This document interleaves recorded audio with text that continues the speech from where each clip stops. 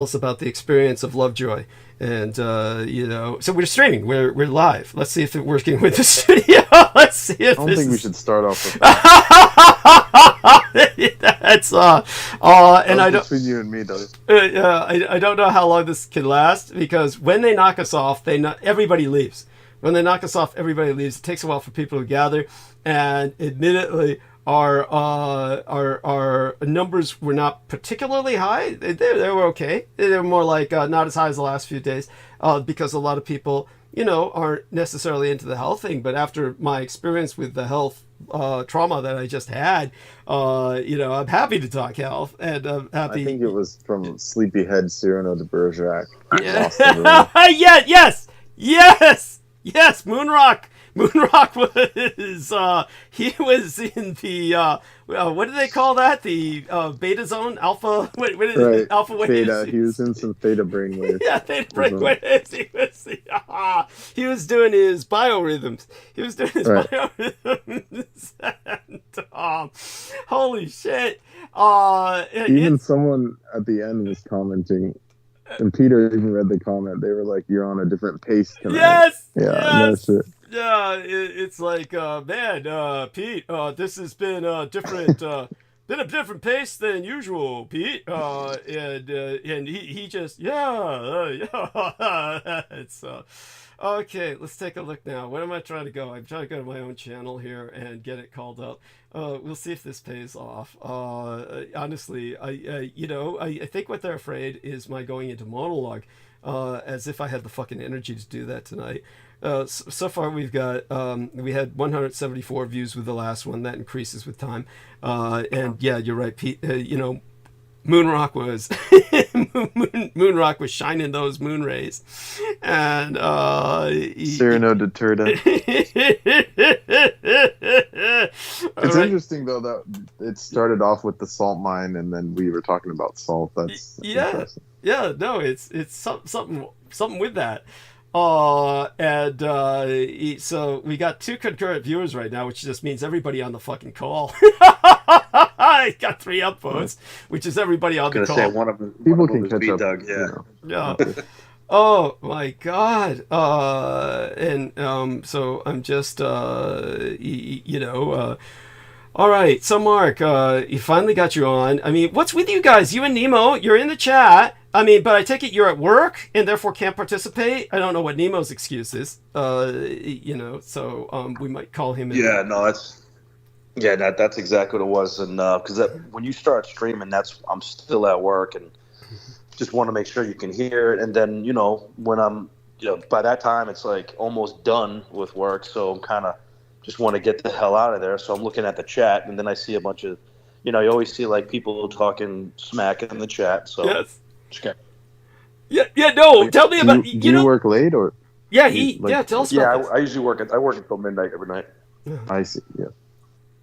Yeah, that's all right. Yeah, he's the fixer for the casinos, but it's taking its toll on him. It's taking its toll. And, it definitely is. Yeah. Got to get vitamin C stat from all that cigarette smoke. So we don't have. So Massachusetts is a smoke-free state. No smoke allowed indoors. Oh, good. Okay. Smart people out there. Well, you can get pregnant now. And get right on that. Yeah. Yes. Oh my God. So Amor Fadi says, "Hello again, gentlemen. Thank you for throwing punches against the medical industrial complex and giving us good tips on health and well-being. Ha ha ha. Yes. Getting knocked off We again. were about to expose the truth about canola oil. That's and it. It got cut off. Yeah, it was right when we were talking about coconut oil. And now you told me that the coconut oil I get in San Francisco would be kind of almost like a butter because of the temperature, the ambient room temperature. But that means I could also use it for facial complexion and the like. But again, this is just simply raw, unprocessed coconut oil that I would be looking for. Extra virgin coconut oil. Extra virgin coconut oil. Okay. And 3 teaspoons a day, basically. Yes. Oh, yeah. Swallow. Okay, great. And then we were going to talk about canola oil. And that's when we got blown off the air. They took us down. So we have one person returning, at least actively in chat. So that means others are going to gather soon enough. Bummer because Don's gone. But... What? You're kidding. He said Well, when we were still on the call and I told him, he said he's gonna get some food or something. So. Wait, he's here. Yeah. I'm here. Oh, good. Yeah, there. Okay, Oh, okay. So, so let's start talking about the canola oil or whatever it was that Mark. So, Mark, what happened was when I got knocked off, you jumped on the call. Yeah. That's what I mean. So I jumped on. I think it was. I don't know if it happened last time too, which is kind of weird. But do you think that when you jumped on the call, they knocked off the show because they might consider you a danger in some way? I mean, that would be impressive. Yeah. You know what? That would make my night, Douglas. If that was the case, where I was just validated in that way, fantastic. If you want to validate me in that way, I'd be happy to take that. Because it happened twice, right? You tried to jump on last night not last episode, right? When we got knocked off, wasn't that the case? Yeah, or the one before that, I think, right? Yeah, something like that. It is a weird coincidence. I will say that because when I got on it, I'm like, wait a second, Doug's not even on here. Like, you weren't even on the chat on the call, so I'm like, okay, so this clearly isn't live. Yes, something happened, and literally was minutes when they got kicked off. That's amazing. So. Yeah, so something's going on. For whatever reason, they do find you a threat. I guess it's maybe because your father was in the Air Force for that period of time in intelligence. I mean, we could speculate, but it seems to be a pattern. Nevertheless, I'll try and call Comcast about this. I fear that there's not much that can be done about it, unfortunately. They might send an engineer here, but... anyhow, we'll just do our best to work with it right now. I'll try not to come on next time. Right? No, please. We do appreciate your company, and it is actually very important. It's profoundly important to all of us because you do convey a positive affect that's needed, and so by all means, don't let that discourage you. So how come they never cut off Brooke? Well, you know why? I mean, Jesus Christ! I mean, yeah, Brooke's like it's like torture. It's like a Chinese torture. Yeah, no, it's, whatever you want to call it. Yeah. The enemy. They think she's one of them. I mean, right. Yeah, saying, like, and it's like a slow drip. Yeah, of just like pain.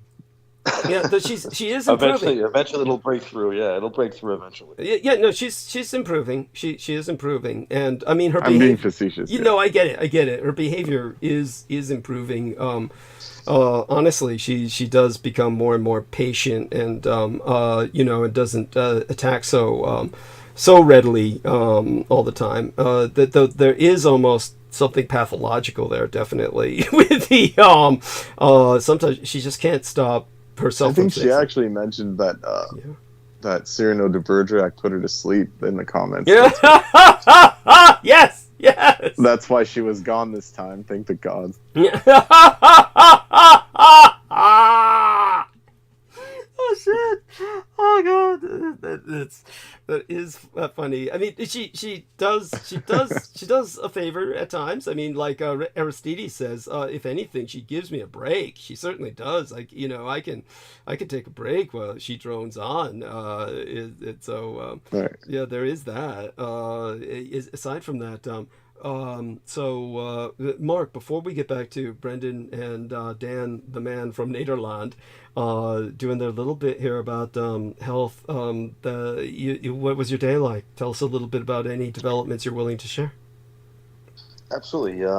Day was great.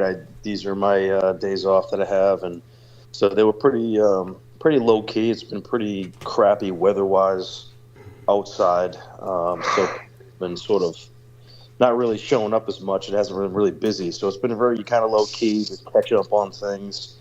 Today was probably, just really kind of a relaxing type of day, just to finish up on things.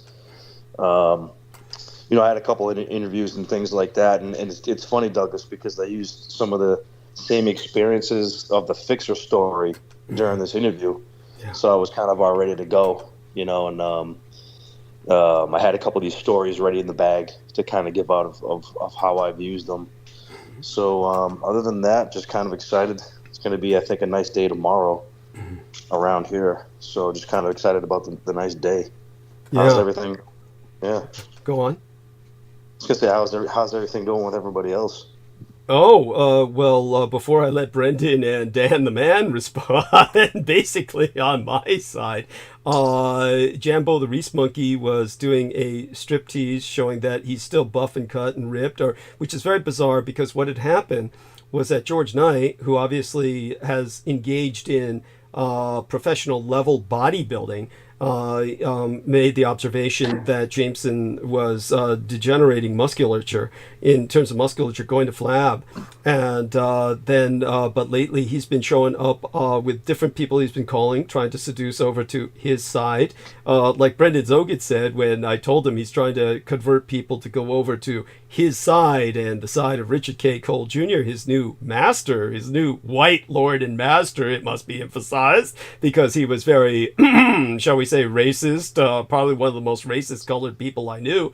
But of course he's kissing white ass now, along with ̵CHUÐINGGYUÁNJIÉ, and who went so far. ̵CHUÐINGGYUÁNJIÉ went so far as to contact Peter Moon's wife Paula to tell her what an awful evil man I am. Wait, did ̵CHUÐINGGYUÁNJIÉ, did he jump into the friends? Did he jump into all the group of friends, the same group, and Yes. Facebook and everything? Yes. No, Textbook case. no. Are you Textbook serious? case. Yes. He's telling everybody following the. Textbook. Yeah. I don't. It's just so fucking bizarre. Yes. So fucking bizarre. Yes. He's been calling. Yeah, like even if I had beef against you, I wouldn't even think about that. Thank you. I mean, It's just so bizarre. Yeah.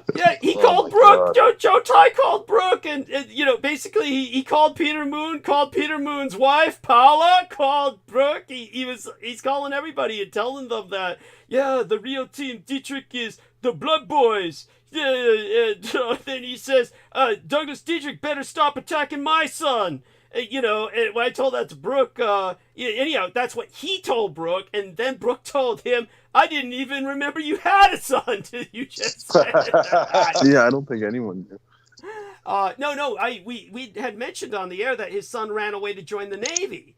Because he was saying that, because he provides no parenthood. So his son was looking for any parenting. So he ran away to join the Navy. And but there you go with that. But that's the only time his son was ever brought up. And then, so what happened while he's doing that? Brendan left us. Yeah, anyhow, which leaves Dan to talk about health issues in a few minutes with Mark. These men will be covering. Brendan jumped back on. Did you plug the phone back in, or did they knock you off? Because it was weird. Brendan Zogit, I called him when our show was shut down to let both of you gentlemen know what happened. And then they cut off the phone call between me and Brendan. By the way, I don't know if you heard earlier that so a combination of things happened that, Brendan, if you're there, indicate to us that you're there, okay? Because he's in the call. Okay. I'm here, but my phone's on like the last string. Okay. So while it's here, I do want you to hear this. Basically what happened, this is how it was coordinated. So Jameson Reese started calling a bunch of people on Skype, and he was stripping in front of them, both male and female. So this was a bisexual seduction attempt with multiple people who have contacted me about this. And most of them want to remain anonymous for understandable reasons. We won't bring up their names right now. But he was telling them to come over to the side. And like Brendan Zogit said, what's on his side other than, shitting and pissing all over Douglas Dietrich and reading Richard K. Cole Jr. articles that he writes. Very bizarre. If that's a life anyone wants, and yet so many people seem to want it, that I guess it offers something to them. But when it comes to Jameson, the interesting thing is, despite what George observed about his degenerating body before, he is now muscled. He is cut and buff. And Brendan Zogit feels he's pretty much got jinn inhabiting his body that have resculpted him, because he is suffering from rhabdomyolysis, which is dissolving all of the muscles attached to his skeleton and all of the muscles that are protecting his internal organs. So he's definitely in extreme pain because he has brought that put up. It this way, it's not key limes and Celtic salt that's helping him. Yeah, thank you. Yeah, but he's definitely has, appeared different now. He's appearing different, and of course, there's a price to pay for that. But the point is that he has been telling people he's still doing the cough syrup. He says he's on. When people are asking him, how'd you get so ripped and cut and buff again? He says, I'm doing the CCC program, which involves some kinds of drugs, 3 different types of drugs, and the cough syrup. Which, Brendan, what was it? Triple C is codeine tablets. Okay. Codeine and the cough syrup. Yeah. And so he's hitting it all, and yet still coming out looking like he's fit. This is, of course, physically impossible, but he's also complaining about extraordinary pain, extreme pain all the time. So he was bragging he was going to hit my home, flood it with water to raise the dead, because he heard that I was dealing with the polluted water, the cadaver-contaminated water. And so he told everyone he was going to cause a flood in my home to raise the dead to my level of the building, and the dead would overwhelm me and bring me down to drown with them.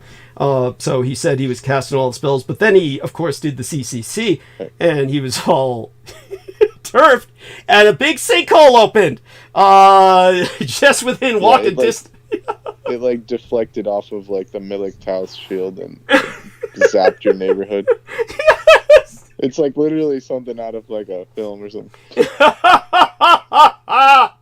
So this huge, massive sinkhole, you can look up San Francisco sinkhole. This huge, massive San Francisco sinkhole opened within walking distance of my home. The middle of the street collapsed. It didn't hurt any residents. It collapsed the middle of the street. This big water main burst. Jesus. Yeah, it was to the point where I even called Douglas and asked him like if his house was still there. They were like digging up the remnants of those old ships and shit from Russian Hill. Saying this has been an archaeological gold mine. Right. Yeah, when we originally moved in here, we had a wine press in the cellar. That's how old this place was. Yeah, so there you go. Wanted to get that out there before Brendan went into the gentle night, and whatever observations he might have of that are more than welcome. So what do you feel about everything that's been happening lately with this latest anti-DeTrachonic crusade? And of course, ̶CHUÐ, the way he was like, when he says I was attacking his son, see, this is what the enemy does. They make up things I never even done to make me sound like a slime bucket. Right. But I realize now with ̶CHUÐ, they always use those Asian, Yeah. Whatever, what do you call them? Oh God. Cho. Like, no, not like even Cho, like the house niggers. Yes, there we are. Yes, just the colored house niggers. Yes, the coon cadres. Yeah, the coon cadres. That's a better one. So basically, it's like Hamamoto. Yes. Daniel Arola. Yeah. Like it's like the same pattern. Like. Thank you. Yes. Yeah, and they all try to be anti-white. Yeah, they come up with this big anti-white trip when they're on with me to make me as repulsive as possible to white people. And I think there was another one too, wasn't there? Like, I'm sure there was. I try to bleach these people from my mind. Yeah.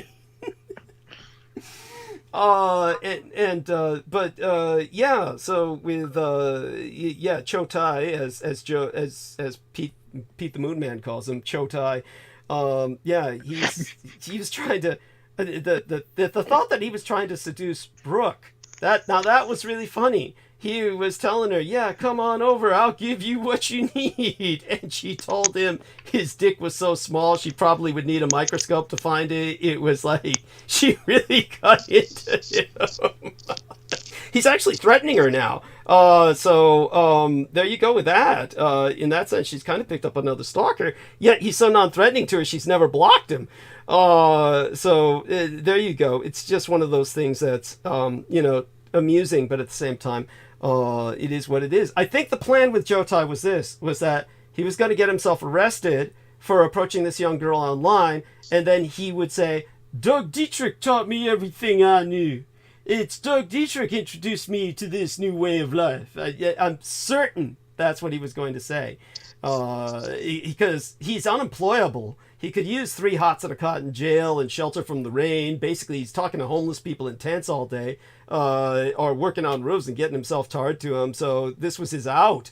He thought he was in, and when I just, screwed him over that, then he could only attack this way in his bitterness. I'm sure all of you understand the logic to what I'm saying.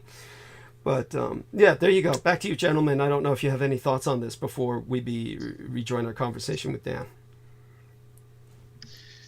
No, I think we can do that. Yeah. Be good. No, Yes. thank you. Okay. I'll have to say goodnight here Okay. and All right. continue on the Yes. journey. Yes. Well, we love you dearly. Hugs. Blessed be. Well-being is very important. And Yes. Stay safe and be well. yes, gratitude. Thank you.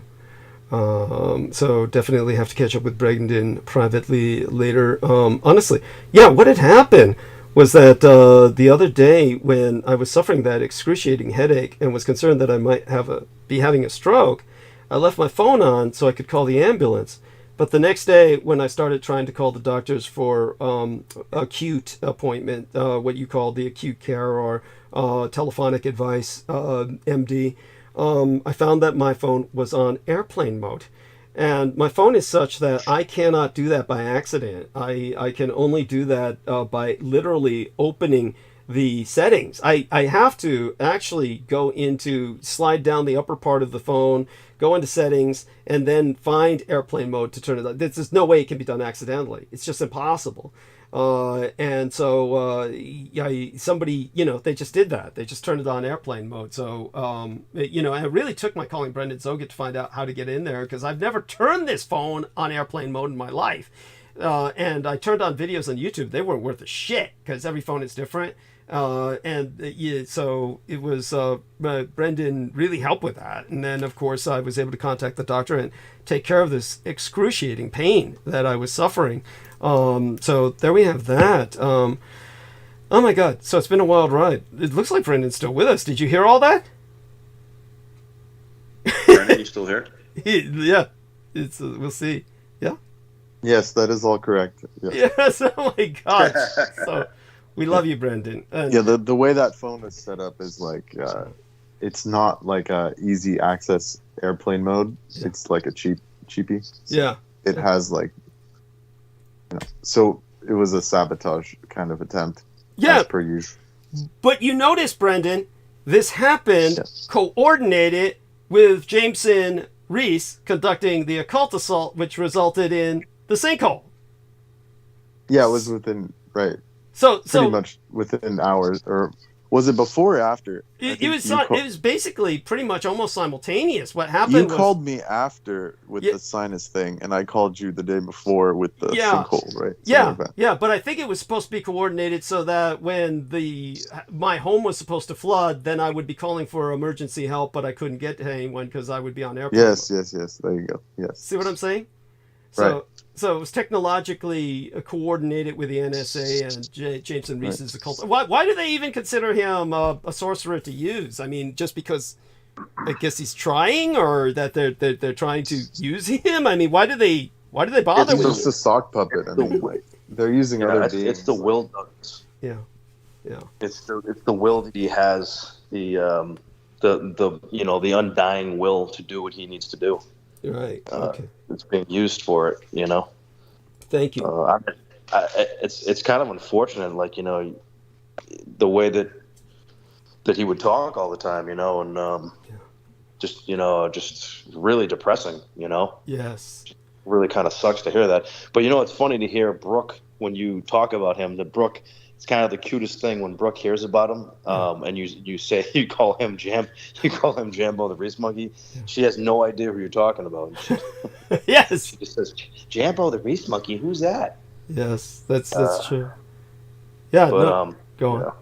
So go ahead, go Douglas. No, by all means. So Dan joined us for a second on camera. We appreciate that, Dan. Yeah, we know you're in good shape. We know you're in good physical shape. So let's go back to just before you leave, Brendan, about the canola oil. So bring up your point about the canola oil so Dan can respond. Yes, Dan summarized it well. But I'll just do it briefly. It was before World War II and First World War and 1800s. Canola oil was developed as a lubricant, a botanical lubricant for ships and naval applications because it resisted water. It was able to stick to metal even if wet. So it was used as a ship lubricant and an industrial lubricant all the way through the Second World War and all the mobilization. And then after the Second World War, they developed synthetic oils, and also they demobilized much of those, old school type of, heavy machinery and, things like that. So the farmers and the companies that were all getting subsidized in the United States and Canada, that industry had no idea how to recover, what to do after the war. So the government hired these scientists, the Canadian and the US government hired these scientists to go in and modify the canola plant to, quote unquote, make it edible for human consumption by lowering the alkaloid/poison content to below 2%, which is the legal FDA threshold for food. And so that's where this whole canola epidemic came from, of bad health. And it's actually, canola is a shortened word. It's an acronym for Canadian Oil Company. So it's a synthetic oil. It's a synthetic plant oil that was used as an industrial lubricant that is now the most widely used oil for food, when its oils are totally imbalanced and not made for the human body. Dan can explain that part about the omega-6, why it's so dangerous, why it causes heart disease, and why it throws off your balance. Omega-6 is really inflammatory for the body. Oh my God. Thank you. Thank you for explaining that. That's outrageous. I'm appalled. But there's also another scam, and that's with... so what you should do to balance those fats in the body, you should take omega-3. Okay. But they're selling, like the omega-3 fish pills. Mm-hmm. Most of that is made of fish parts that they cannot use. Mm-hmm. So what happens, they process fish, and all the leftover bits, they just press them, take out the oils. But that oil is already oxidized. Mm-hmm. So they're giving you rancid fats. Mm-hmm. That's horrible for the body. Oh my God. Oh, Jesus. Then again, it's better to get your omega-3 from eggs and grass-fed beef. Okay. Great. Eggs and grass-fed beef. Go on. Yeah. Hello? Back in the days, they used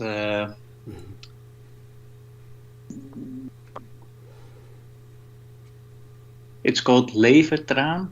Okay. I think it was made out from whales. Okay. Yeah, that's right. Yeah, that's good stuff, but it's really nasty to kill whales, of course.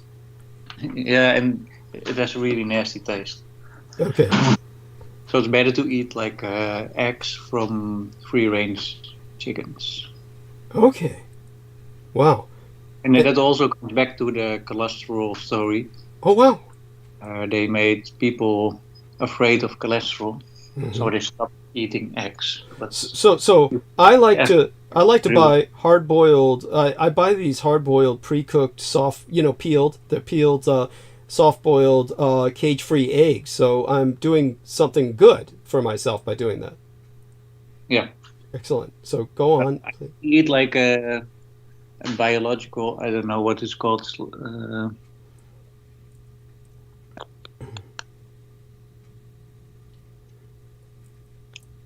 And what's this? You have this really expensive store in the United States. Okay. Whole Foods. Whole Foods. Okay, got it. Okay. And what do they sell? Biological. What do they call it? I don't know what it's called. Yeah, here it's called biological. Okay, biological eggs. Yeah. Okay, interesting. And so what about? Okay. Some free-range chickens over here are still in a small cage. Understood. Okay. They still eat the wrong kind of food, and that's also a really big problem with most meat. Mm-hmm. if the animal you're eating has the wrong type of diet, it's useless to you. It's like if you eat pork, Yeah. they feed them like a lot of grains, and all fat is going into their body fat, and that's what you eat. And then again, you're still getting wrong types of fats. Right. So it's better to eat just grass-fed cow. Excellent. Excellent. Thank you. Because they're eating the type of food that they need to eat. That's really important. Important point. Very important. That's why the grass-fed beef That's liver also capsules. with chicken. Yeah. With chickens, it's the same. They just feed them like corn, stuff like that. But normally they have they eat. They even eat mouses and stuff. They even eat what and stuff? Mouses? Mice, yeah. Yeah. Oh my God. So, yeah, and those mice can probably be half poisoned. Probably the mice have been eating various rat poisons along the way. No wonder they knocked us off when you started talking about canola oil as well. I mean, when we speak of the history of canola oil, yes. And by the way, Andre brings up, so let's see if we can add him to the call. At any rate, he's taken himself off the bar when he's working. He has the bar up not to disturb him. Happy to try and disturb him now. Let's see if this works, and see if we can add him. So we'll have that will be an interesting introduction. He was bringing up something about the sexual hormones that are also used in many of these animals.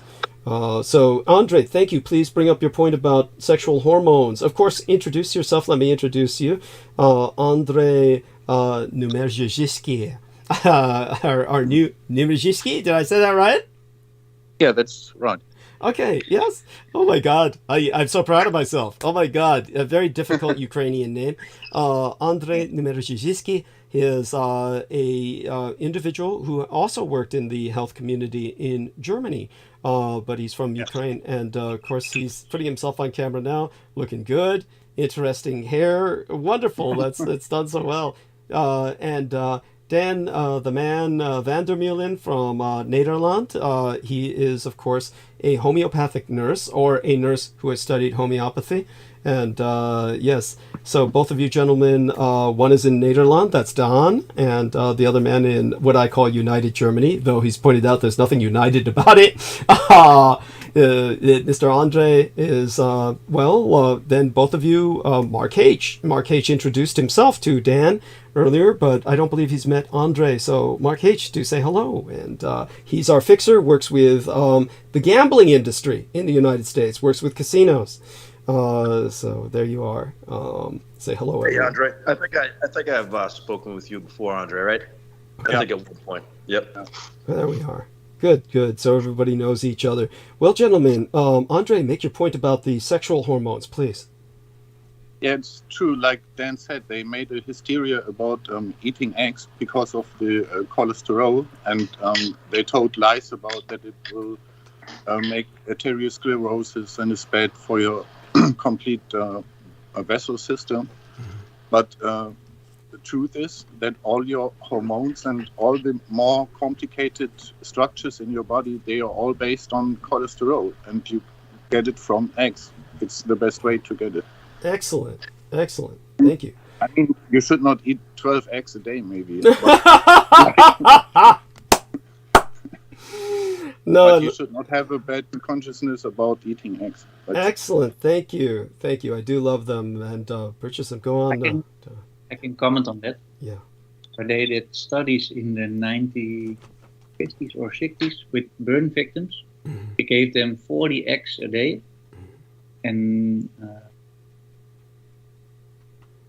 they healed really, really fast. That's incredible. And it also has to do with I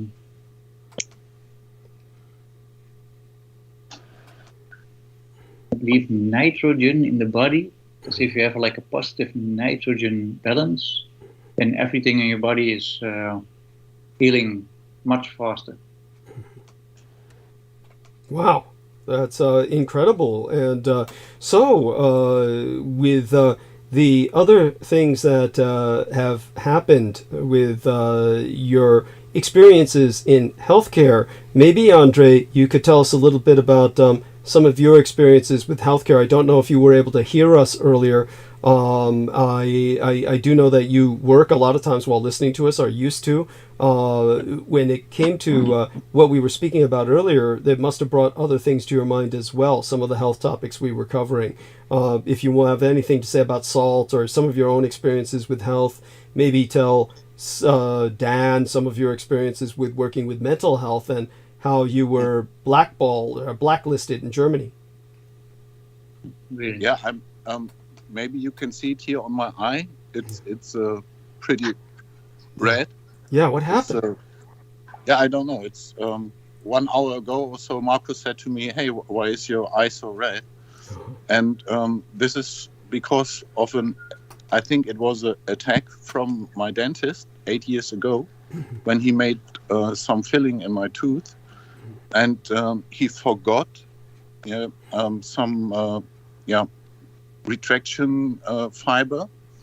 And normally you cannot forget it. And after 7 years of really bad pain, that's like 8 years having the whole day pain in your jaws. Yeah. I somehow managed to put out this small piece of fiber, which was causing all the pain and the reactions. Jesus. And I'm very glad that I found it, because 7 dentists I visited did not find it. And now it's getting better, but it's still sometimes horrible, and it's the worst pain you can imagine. I really had also back pain that last year. It's also very bad, but if you have this trigeminous neuralgia, like they call it, that's pain. If people are really suffering from it severe, they jump out of the window because they cannot stand the pain. And wow. And from a medical point, this I know from my studies, it's very hard to control this. And they taught us in our studies that you should never forget this retraction fiber in the how you say, Zahnfleisch, within the tooth, in your gums. Yeah, your gums. Gums. Yeah, and I think he was not fresh from university. He was my age. Yeah. And you cannot do this by accident, and that's not possible. Wow. One cannot be so stupid to do this, and this was by intention. And I don't know if I see him again, what I will do, really. Yeah. This is I don't blame you. No, I don't blame you. It's an assault. It's an assault. Yeah, it's Yeah. I mean, believe me. Well, both Dan and I understand. Both Dan and I suffered our own form of attack. Dan had a medical intern who worked on his lungs and collapsed his other lung. I mean, and Yes. yeah, I had a doctor who collapsed my other lung. I mean, so Dan and I have been through the meat grinder together in this regard. But Dan, of course, looks in excellent health. Really has done a lot to take care of himself. So, do you have any recommendations? Yes, the chest tube sites. He's got the chest tube sites. There we are. See, that's what I can show people as well, as those chest tube sites. Yes. So Dan, do you have any advice for what Andre is going through? Yeah. Do you know that you can remineralize your teeth? yes, but it's not coming from the teeth. It's maybe I should explain shortly how they use these retraction fibers. It is, if you have a deep cavity, then the difference between tooth and your gum is there's no space, and because of that, it's hard for the dentist to work there. And because of that, they have these cotton fibers, which are, I think there are aluminum, something like this, salts in it. And then you put it around the tooth, and your gums, they start to shrink. And then you can see where the border is from the tooth to the gum. So every student, they say it every day, so to say, that you should not make them too short, that you should always make it more like in this length to prevent to forget it, because after 1 or 2 hours, it gets very dangerous and it gets in your bones, and the bones start to make a necrosis. That means the tissue is dying. And then you have all kinds of symptoms like I have this neuralgia, or you can also have bone marrow infections, and they are very hard to control, and in the jaws even worse to control. And my solution was for the pains. I get now finally in Germany medical marijuana or medical cannabis that works. Pot. He's smoking pot. He's a stoner. Go on. Yeah, I'm a stoner. And my doctor, so to say, she's a Dutch woman. And yesterday I had my monthly video consultation with her. And I guess in 2 days the postman will bring me my supply. Yeah, that's unthinkable for Germany, really. That's a whole new era starting here. Wow. And and to regenerate my bone, I take DMSO, which I really can use all the time, every day, as much as I want, because it also has nearly no side effects. And it's very, very potent and very, very cheap. And that's like the CDL I recommended last time when I was here in this chat. It's also very good. With those 2 substances, you can really cure a lot of diseases, and it works, really. If it would not, I would have been maybe jumped out of the window, because it's a pain you cannot imagine. And nothing tastes anymore. You lose the taste to eat food, and then your blood sugar goes down, and then you are depressive, and you get in spirals and spirals and spirals. Oh, wow. Or you can eat every day paracetamol till your liver says okay, goodbye. Yeah. Mm-hmm. No. And I mean, that's this DMSO, you can get it for free, I guess, in the internet even. You just rinse your mouth, or you drink it, or you put it directly on your skin, and you will be surprised what it can cure. Yeah. And so in terms of some of what happened to you in Nederland, tell our man Don how you used to work there. Yeah, it was a bit other than I imagined. You told you were working for the Post. Yeah, that was my last job. That was when Corona struck down complete Netherlands. When Amsterdam was for 1.5 years a ghost town. I mean, the circumstances were harsh, but in the end, I worked as a postman, and I did not, how do you say? Well, I did not felt fair treated, so to say. Yeah, because in the end, I had to. I guess it was 500, 600 kilos of post, and they followed me with their small cars, and always, like in the old Rome, you have to deliver it today. Yeah, you know. Like back in the Reich is what he's saying. Yes. Yeah, and Schnell. Schneller. Yeah. Dewey. Yeah, and the thing was, there were several postmen. They were all Dutch. They had their normal workload, and my workload from day to day, it was more and more and more. And till I said, okay. At one time, my boss came to me.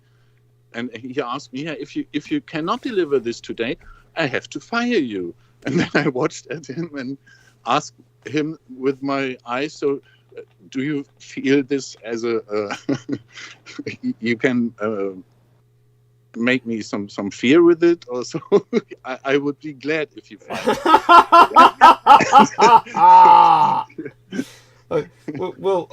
me. When you're dealing with the healthcare system, Dan, in Nederland, and you were mentioning how you actually had a remarkably high rate of survival in your old folks home that you work in, the retirement center. What do they call it? Why is it different where you work as opposed to many other places where the elderly people die so quickly? I don't know. Okay. I think we really do take good care of people. Okay. And most people that live where I work are, some are old, but not all. We have a lot of Parkinson's disease, with strokes. Yeah, Parkinson's, people with strokes. Lung problems. Yeah. I notice you both have great views. Both of you, our man Dan lives by the sea, and our man in Germany, he's living in a neighborhood that doesn't look bad at all. Yes, I mean, look at these views. Both these gentlemen are quite fortunate to live where they do, and they get lots of sun. Do you see that building there? Yeah, yeah. It's a church. Wow, amazing. Yes, you must get a tremendous feeling of peace, I would hope. Yeah, that's Heidelberg. Yeah. I think it's an ugly building. Yeah, amazing. Yeah, and great. Well, of course, Heidelberg is where our German friend lives. And yes, as he mentioned, Heidelberg is still in the Reich, really. He said it's still in the Reich's time. Oh, yeah. Yeah. And they are so really racistical. I now work in the official swimming pool to sell the tickets. Mm-hmm. And since the Ukrainian people are here in masses, of course, but I mean, they are not much, but of course, if you see one or two of them, you think, of course, in such a little small town like Heidelberg, that the town is full of Russian. Yeah, they'll think it's being invaded. Yeah, it's going.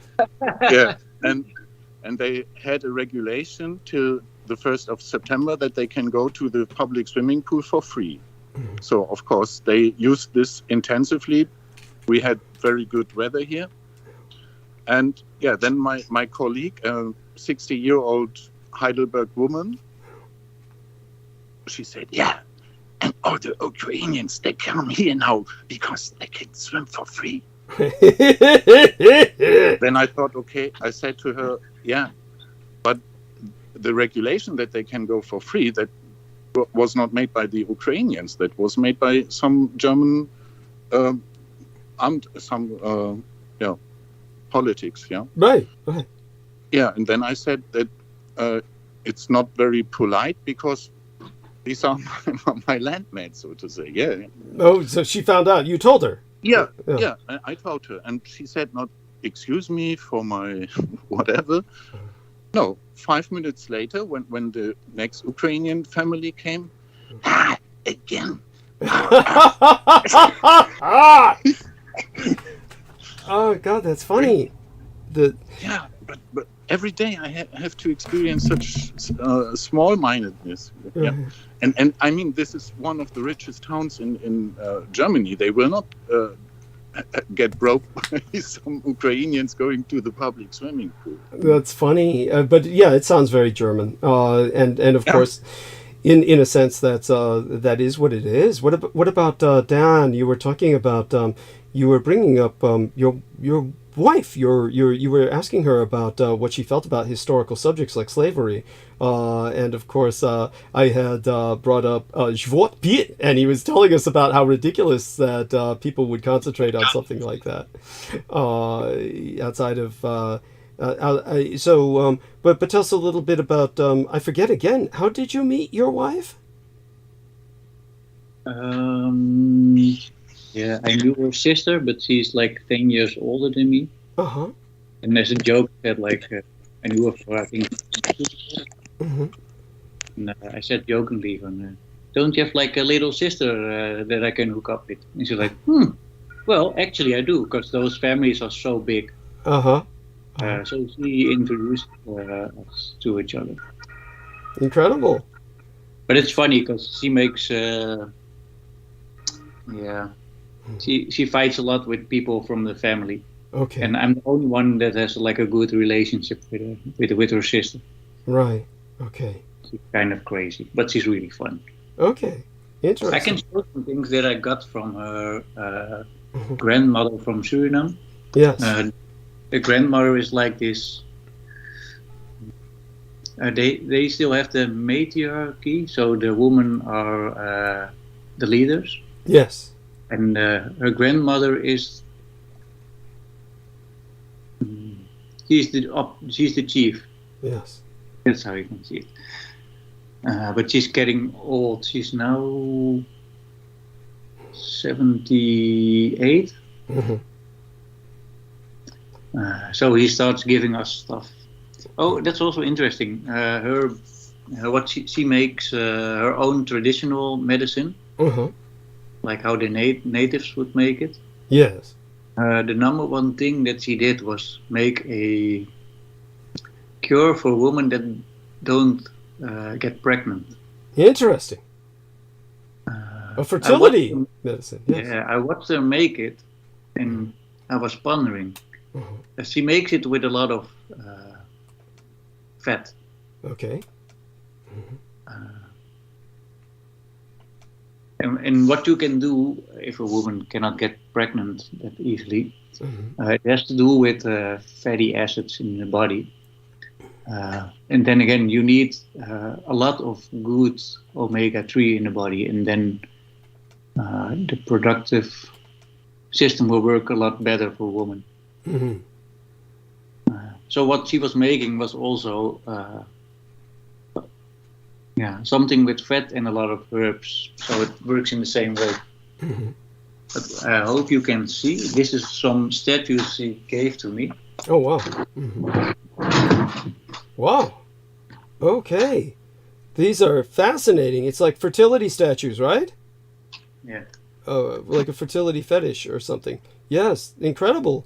And what our man Dan is talking about is Dutch Suriname. Dutch Suriname is there. And It's I can take it off maybe. Yeah. The light not so good here, but Understood. Ah, yes. Yeah. this is what they wear. It's a particular kind of blue. Okay. Yes. And do you know the blue from the snails? Yes. Yeah, it's this kind of blue. Excellent. Excellent. Use it for protection. Yes. Absolutely. And I have this one, the really Yes. creepy. Yes. Yeah, that's no. It's there. You go. It looks like one of those little dolls that kills people. Yes, that's right. There was a film about that in the United States. Yeah, the doll comes to life and kills people. It looks like that. Yeah. This nice woman, Yeah. she sits in my practice. And Yeah. this really does fend off. Evil spirits. Yeah. Yes, and there's a picture of you with your wife on the wall. Oh yeah. Yes. That's why we got married. There we are. Beautiful. She's stunning. Yeah, Oh, yeah. Incredible. I'm proud of you. And there we Beautiful. are. And how's Beautiful wife, sir. yeah. And so Andre, how's your partner doing? Is he doing okay? How's his health? He sits in the room next door and is in his home office. Yes. And he works for a big company here in Heidelberg, and thanks God. Yeah. Because they make games with me like paying no loan. And, I'm engaged at the city of Heidelberg, and they say, maybe next month you get your loan. I'm like you told in the last chats that half of America is living from loan tag to loan tag, and I'm living like this. And to get 1 month no loan, normally it means you sit on the street because you cannot pay your rent. Oh my Or God. you have to acquire very fast a credit. But to have a credit, that's also not easy in Germany. So they make strange things with people here also. Yeah. Oh my God. I mean, well, you're lucky you have your partner helps to buffer that, but this is why you had to get the job at the swimming pool, right? Yeah, I mean, I don't like to sit all the day at home and doing nothing, and I don't feel well to live on the cost of my friend. As long as I can work, I mean, if my health will go on like this, I will not be able to work for long anymore. But I mean, now I have a full-time job and everything is okay. The job is not that heavy, so to say. But of course, to tolerate all these imbecile colleagues, that's another kind of work, of course. A personal message, maybe I can help you. Yeah. Sorry, I did not get it. Oh, what he says is if you send him a personal message, maybe he can help you. So what are you two connected? What I can do is I can go to both of your accounts and I can share information. So let me see if I can do that, and that will make things easier. I'm going to take a look at the share contact. Okay, I'm going to click that, and I'm going to see if I can send that to the right person. I'm pressing the send button, and now Dan has your information. Now I'm going to do the same to Dan. I'm going to open up his account, go to share contact, and send it to Andre. So you now both have each other's contact information. You can speak personally, and I think this will help a lot. And with that, I'll return to the call here. And yes, why don't you tell Dan how you originally were working in the medical industry, and then they wound up institutionalizing you? No, I was normally studying medicine and dentistry, and until the end. So I worked with patients. I had my own crew of patients, so to say, which I had to serve for. I studied medicine till the end, till Corona came, and then it was not allowed for people who are not inoculated to go to the tests. So, and then I said, okay. And in the meantime, I made my exams for this German kind of alternative medicine. It's called Heilpraktiker, and with this, and I'm officially I'm a Heilpraktiker, and in all these times I was in universities and in all these university hospitals working. After my experiences, I said, okay, I cannot hold on with their mentality anymore. Maybe I never was going with their mentality, because I spent lots of time in my youth when my grandma was at hospital, and then I got my first experiences with doctors and nurses and this whole system. And especially if you're not on the side of the system, like my grandma was also had a Russian name, and then your cards in this game here are not so good, so to say. And I mean, all this nonsense with Corona, all this inoculation nonsense. I mean, this is the best example for completely sick system. It's. I mean, I worked there 20 years, more or less, as a ghost, because they never really recognized me because I was the Russian guy, so to say. And but I was lots of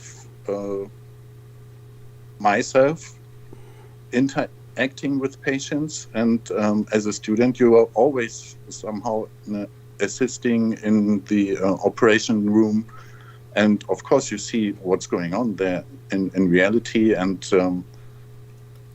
how much untalented people are at work, really. Oh yeah. It's also in my work. I'm amazed how stupid people are and how they're not professional. And often also murderers.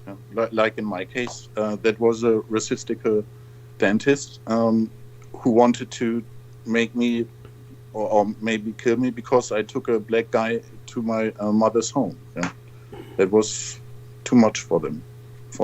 And yeah, I mean they do not hesitate to murder you also, and they always want to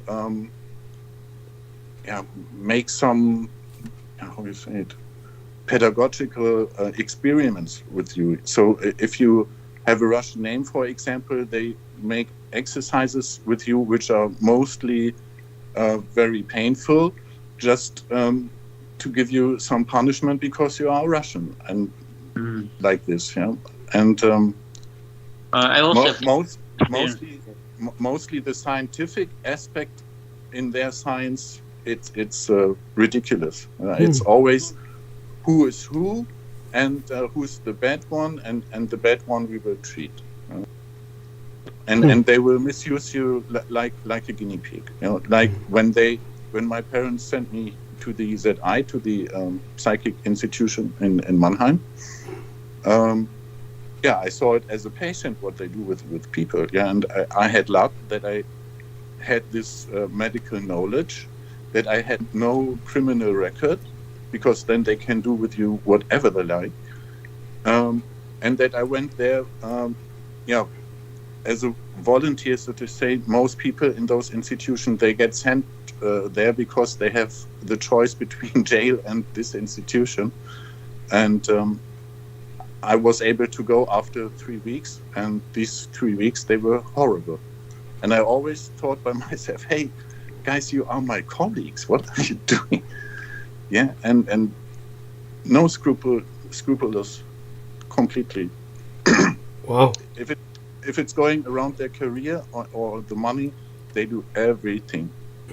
Like they force me to take pills which are not on the market, which have never been somehow tested, not even in animal testings, or I mean, even animal testings, what will they bring for pharmaceuticals which are... Well, they were testing it on you. They were testing it on you, Andre.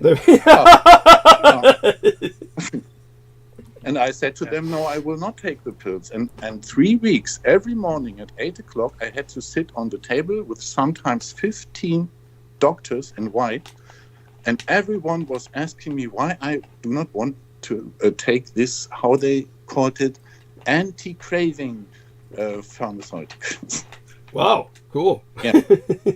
Anti-crazing pharmaceuticals, I like that. Yeah, and then I said, yeah, but anti-craving for what kind of crave? Oh, craving. Say, yeah, craving. And they said, yeah, your parents told that you are an alcoholic. And I said, yeah, how do they come to this? They always say, hey, drink a beer, and I never... So... That's normal German behavior. Yeah, I mean, meanwhile, I am an alcoholic, but that's another story. And it's, by the way, exactly 20 years ago that I was there. It was on September 11th, it was halftime, these 3 weeks. Oh, my God. 20 years ago, 2003. Amazing. And then every day, 3 weeks, every morning, they try to infiltrate me with the idea that I need these anti-craving stuff, yeah. And it was ridiculous. And all the others, they took those pills because then they got more privileges. Then they were allowed to leave the room and so on, yeah. And this is like they do it in Germany. They do not need underground bases, or I mean, I'm sure that here, especially in Heidelberg, there are lots of them, but mostly they do it normally and in a clinic or something like this, because nobody cares about those clinics. Even like the ЗХÜ, it's in the midst of Mannheim, but if you go there, you will always see that there's some kind of belt around this where nobody is, and it's completely quiet. And this is reality. Nobody cares about you when you're institutionalized. Even your parents, my parents did not even visit me, you know. And this they see, and if they see you have no social background, then they enforce you to take their pills do their therapies. I mean, they do also these, how you say it? Shock therapy? Yeah, shock therapy. Oh, wow. Holy shit. Yeah, and they are very proud that they are the first clinic which can do this in an ambulant mode, that you can go there, they cook your brain, and then you go All right. home. Jesus, this sounds like a Dr. Mengele experiment. And it's going in complete Germany, in every psychiatric institution, it's going on like this. They are experimenting on the people. Oh, wow. I mean, this is like, did your parents hate you because you're gay? Is this why your parents did this? I guess. When did they find out? When did they find out? I mean, I always had a boyfriend. Okay. And well, I mean, there had to be an age when there had to be an age when it started that you had a boyfriend that they noticed, and at that point they rejected you, right? I guess the click effect was when they found out that I was hearing Prince records all day, all night. Okay. I guess that was the point where they recognized, okay. Okay. And I myself thought they will be more tolerant because my father was an artist. He had colleagues in Munich, which are meanwhile very famous. Maybe you know the filmmaker Rainer Werner Fassbinder. He made very good movies. Fassbinder, yes. Yeah, and he was Fassbinder. Everybody knew that he was gay. And my father, he was not working in the movies, but he was working on the same theater where he started. And they personally knew each other. I don't know what for relation they had. But because of that, I thought, okay, my parents, they know homosexuals. It's not like something new. Interesting. So for our American listeners, Fassbinder did Querelle, right? He did the film Querelle? Yeah. Yeah, there you are. So, these are really gay films. These are basically pornography. So, your father may have been like repulsed. Maybe he was like at that point became morally repulsed or something. And obviously what they did to you was wrong. So, are you familiar with psychiatric? I'm sorry, go on. But maybe we mean another person. Fassbinder, he did not make pornography. Okay, well, I get what you're saying, but it's art, but it was very, let's just say it was pretty salacious. It was pretty lurid. It was graphic. It was fairly graphic. I mean, you got this gay sailor swinging around under moonlights, under street lights, and, basically, that's. Querelle. Yeah. There we are. Yeah. And so Dan, in Nederland, are psychiatric institutions like this? Are you familiar with this sort of thing? Obviously, there must be times when you transfer patients into psychiatric care. Is it like this there? Oh, they just closed it all down. They did? What the fuck do they do? Just put the crazy people on the streets like in America? Or let him run for president, like in America? Yeah. No, it's different here. But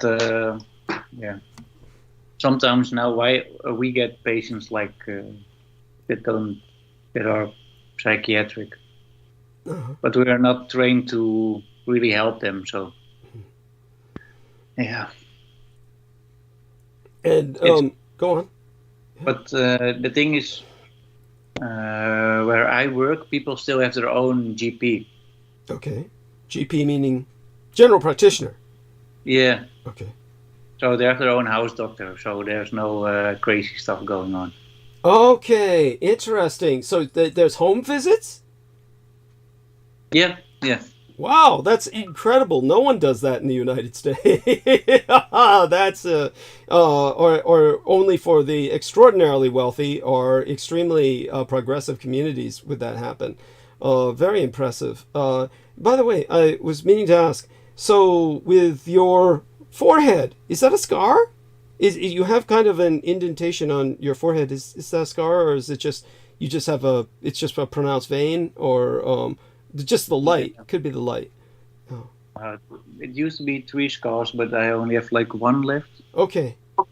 Where did that come from? I fell on a bed. Okay. When I was small, I fell on a radiator. Oh wow.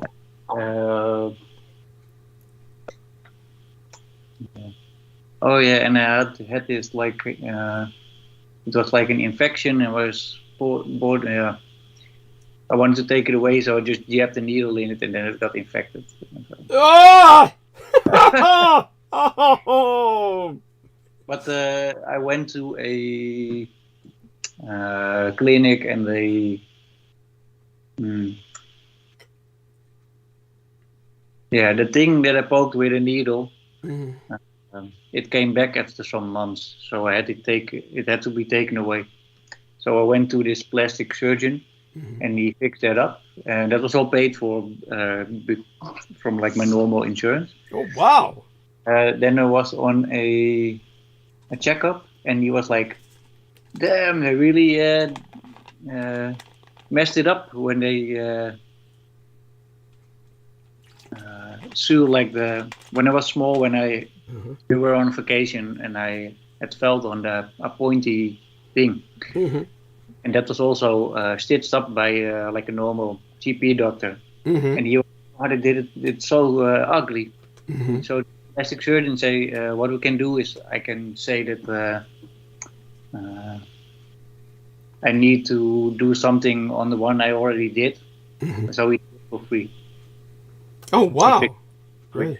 But the fun thing was the one that I needed to go for. It was completely painless. And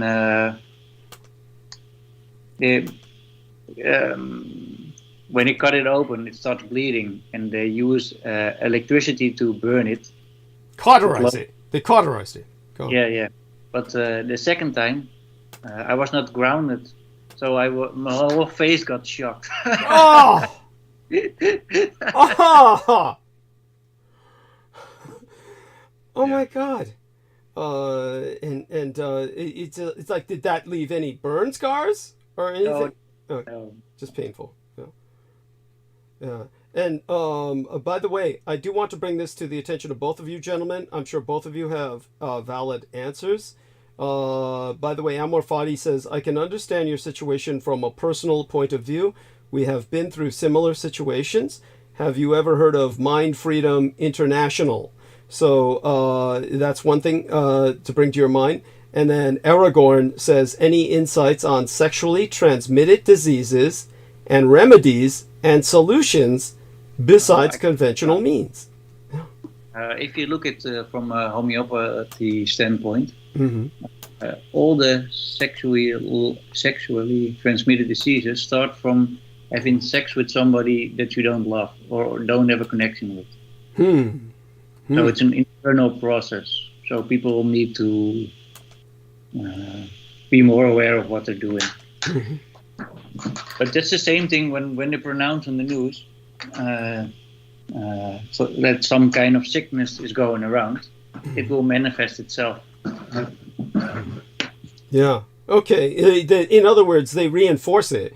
They reinforce it, and like a tulpa, it becomes. So Andre, tell us about your partner was raped in the bathhouse, and the rapist infected him with a disease, but you cured it. Yeah. So tell us about what you used. Yeah, I used this CDL. This is you can look it up in the internet. It is known as a water disinfectant, and every city uses it to disinfect your drinking water. But at that point where you use it for therapeutical points, therapeutic. Go on. Yeah, then it's forbidden for some reason. Okay. And I mean, it for me, it's a bit dreary, so to say, to see that my water disinfection tablets can heal cancer and lots of other cures.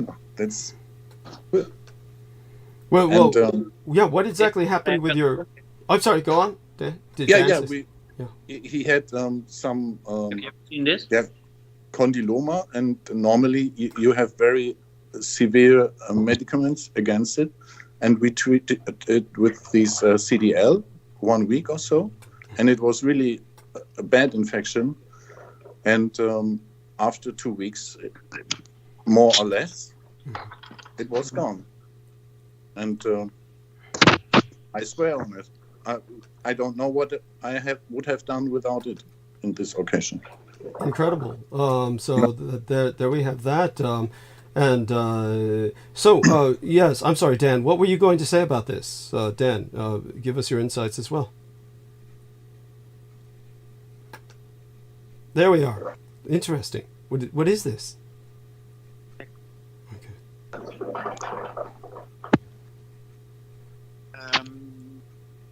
We can't hear you. Maybe you went mute, Dan, or for some reason the sound. Let's see now. He's not mute, but we're not hearing him. Yeah, we're not hearing you, Dan. But we love your new shirt. Yeah. Yeah. Now we hear you. Yeah. Get closer to the microphone. You're very glitchy. Get close. I'll go back to the place where I was sitting. Yeah, there we are. Now we hear you. There we are. So This tell us. ointment Yeah. is only used for animals. Uh-huh. If you put it on a skin cancer, Uh-huh. after you put this on, put a band-aid on, let it sit for a week, and then the skin will just, like all the bad cells will just fall off. Wow. Is it this black cream? Yeah, black cream. Yeah. Incredible. But, it's really hard to get hold of it. I got the recipe, but it's amazing. But to produce it, you also have to use CDL or Yeah. MMS. Yeah. Yeah. That's amazing. And so so when you brought this up, is this also something that's efficacious for the sexually transmitted diseases of any sort? Yes? Yeah. Okay. Fascinating. So both of you gentlemen are very aware of this sort of thing. And what about Dan, when you're say for instance, you were talking earlier about hydration, the salt, etc. What other advice do you have? I mean, certainly people really value this. We had what else do you think about sexually transmitted diseases? You're talking about basically two people are not in love, so then something's wrong with the vibrations are off. They're not on the same frequency. They're not resonating. This is what you're saying. And so so that's fascinating. And by the way, have you ever experienced any, aside from your family, which obviously has adapted to, they had a history in the colonization of Suriname? Is that how the black side of your family got involved with the white side? Was it the history of colonization, or was this something modern? It was something modern that happened, like you just happened to. They just happened to meet. Did they just happen to meet, or was there a history about it? Oh no! This is but it's a long story, and it kind of comes down to the people that you're with now, that you're surrounding yourself with. Yeah. You move as a group.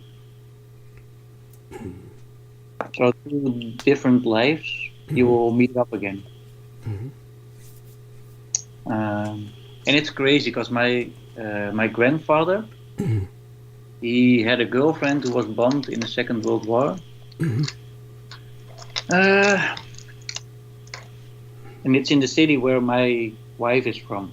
But we didn't knew that until years later because I read it in his diary. Wow. And but it's a long story. It's a nice story, but it's a long story. Sounds very romantic. Yeah, but it's so crazy because I was reading this diary, and the place in the city where I went there by train, and the place where we would meet is the place where he and this girl would meet. that woman is buried a couple 100 meters away from where my mother-in-law is living. So they're really connected. Now later, my grandfather, he got another woman that he married. They moved to, they lived in Amsterdam. Strange thing is, the grandmother from my wife,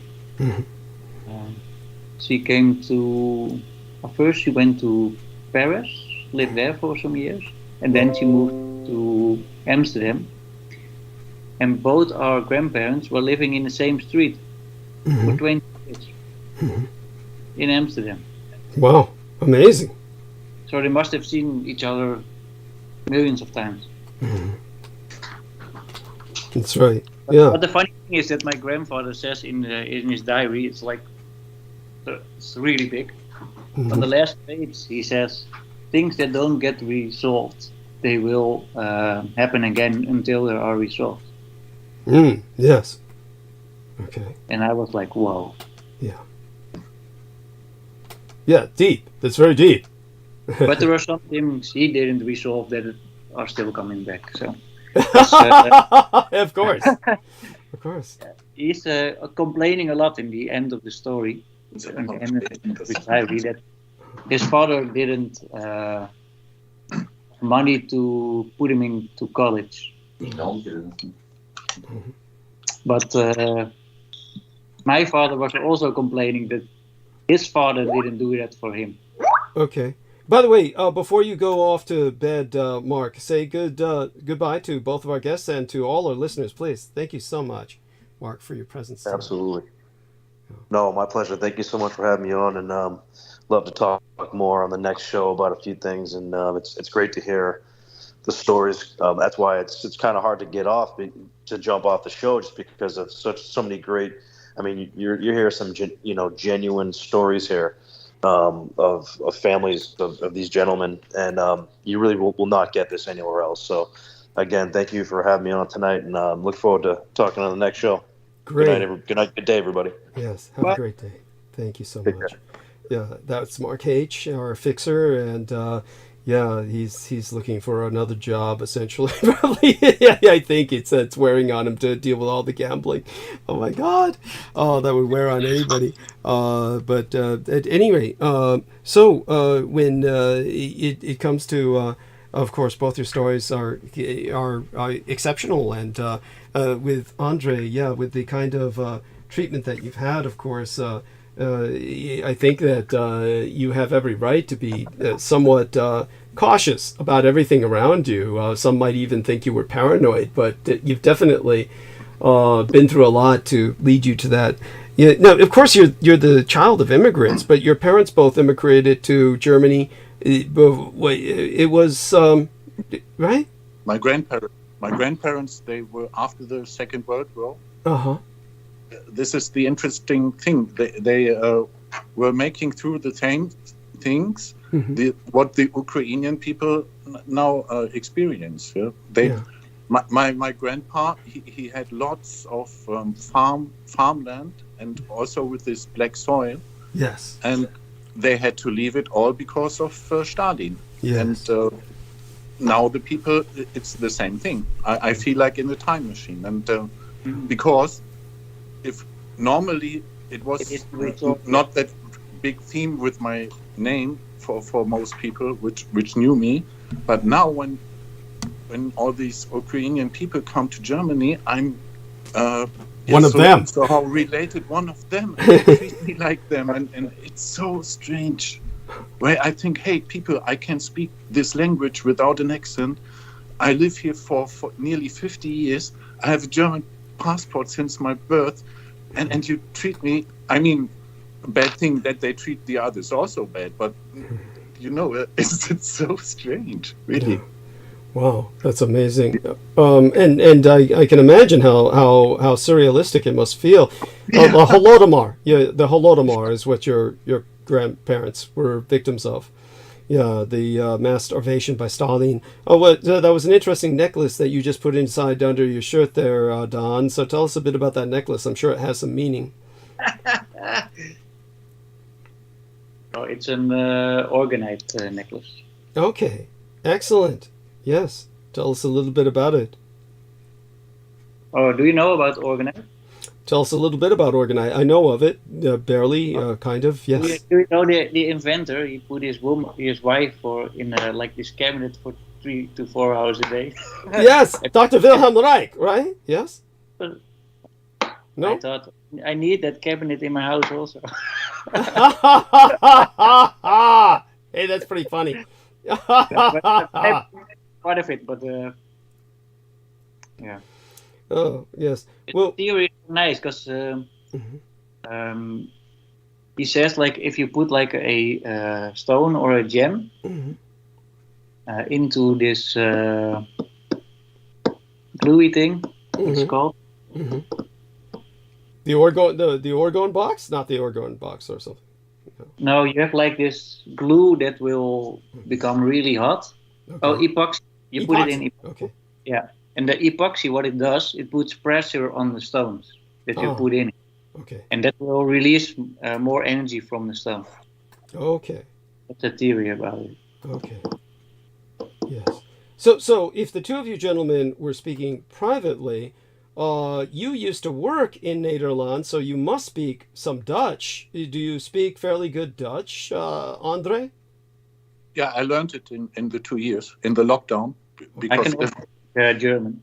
Oh, and oh, great! And our man, Mr. Don, can speak German, Deutschensprache. Excellent. You learned that in school, or is this just? I'm sorry. What did you say, Dan? You learned it at school. Oh, okay, great. No, that's incredible.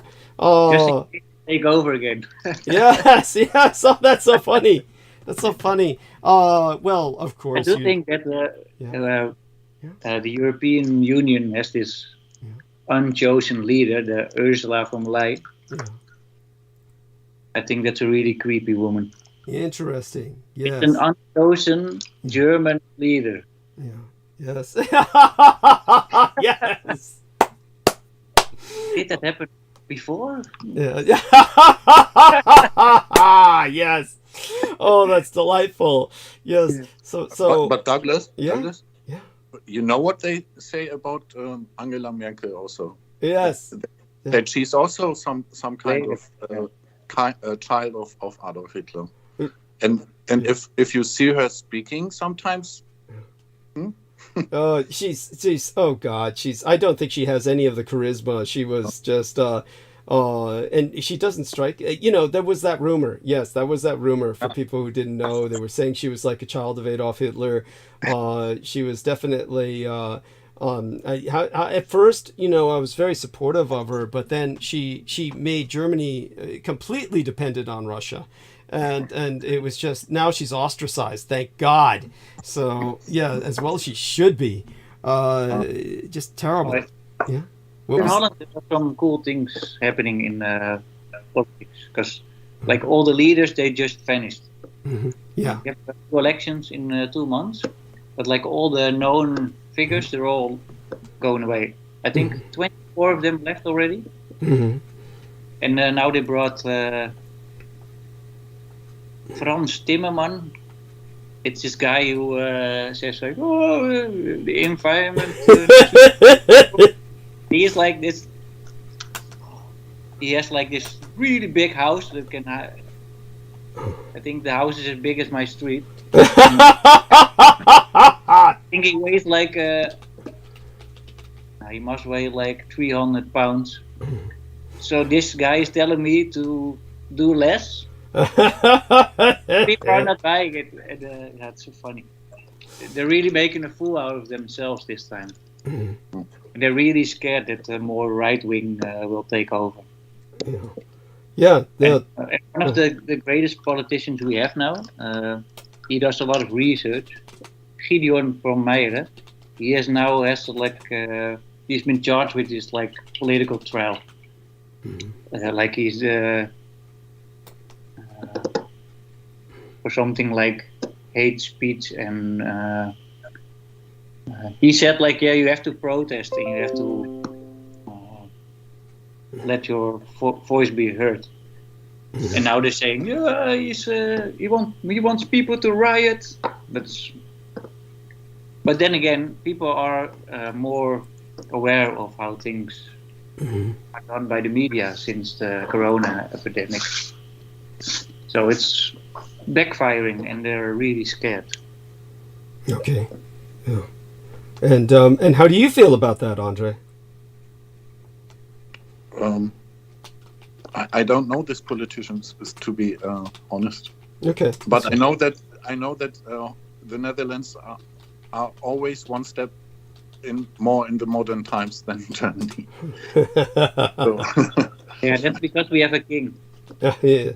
Yes. They're the leaders. Yeah. I'm sorry. Say that again.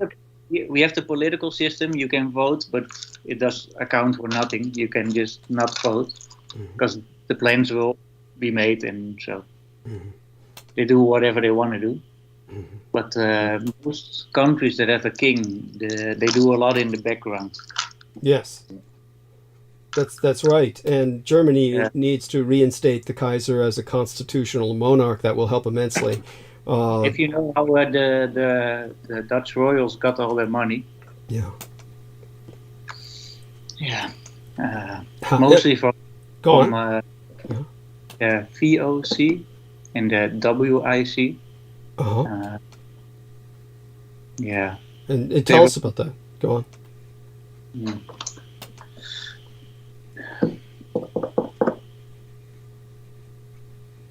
These go on. They did a lot of trading, they say, but what they did was just plundering, pillaging. It was like being pirates, and then yes, that's right. Yes. Slave trade.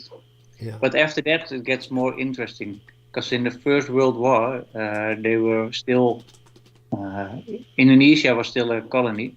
Yes. And what they did, they produced a lot of cocaine. Yes.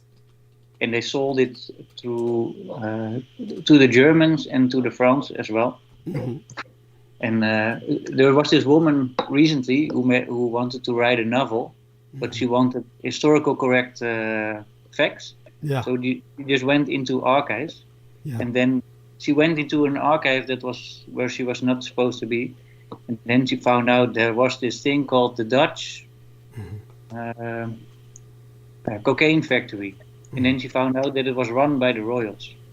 Of course. So there was big news here, and they wanted to suppress it, but it got out anyway. Oh my God!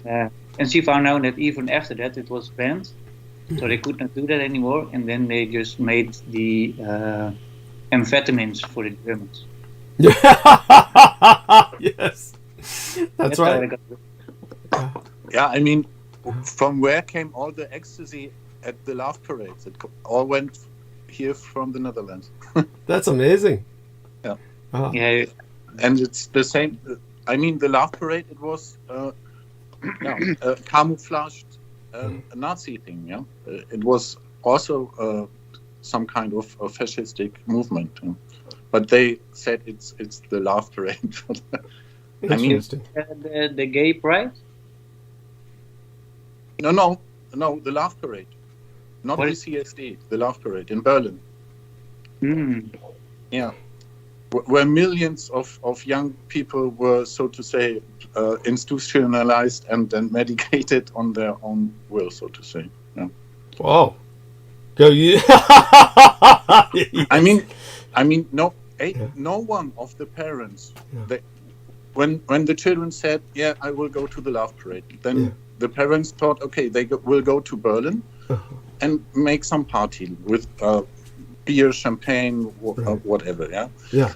And then they watched at the television, and in television they never said one word about millions of kids getting on hard drugs, on ecstasy and speed and all this. Yeah. And all the parents just saw the people there in Berlin dancing, having fun, and they thought, okay.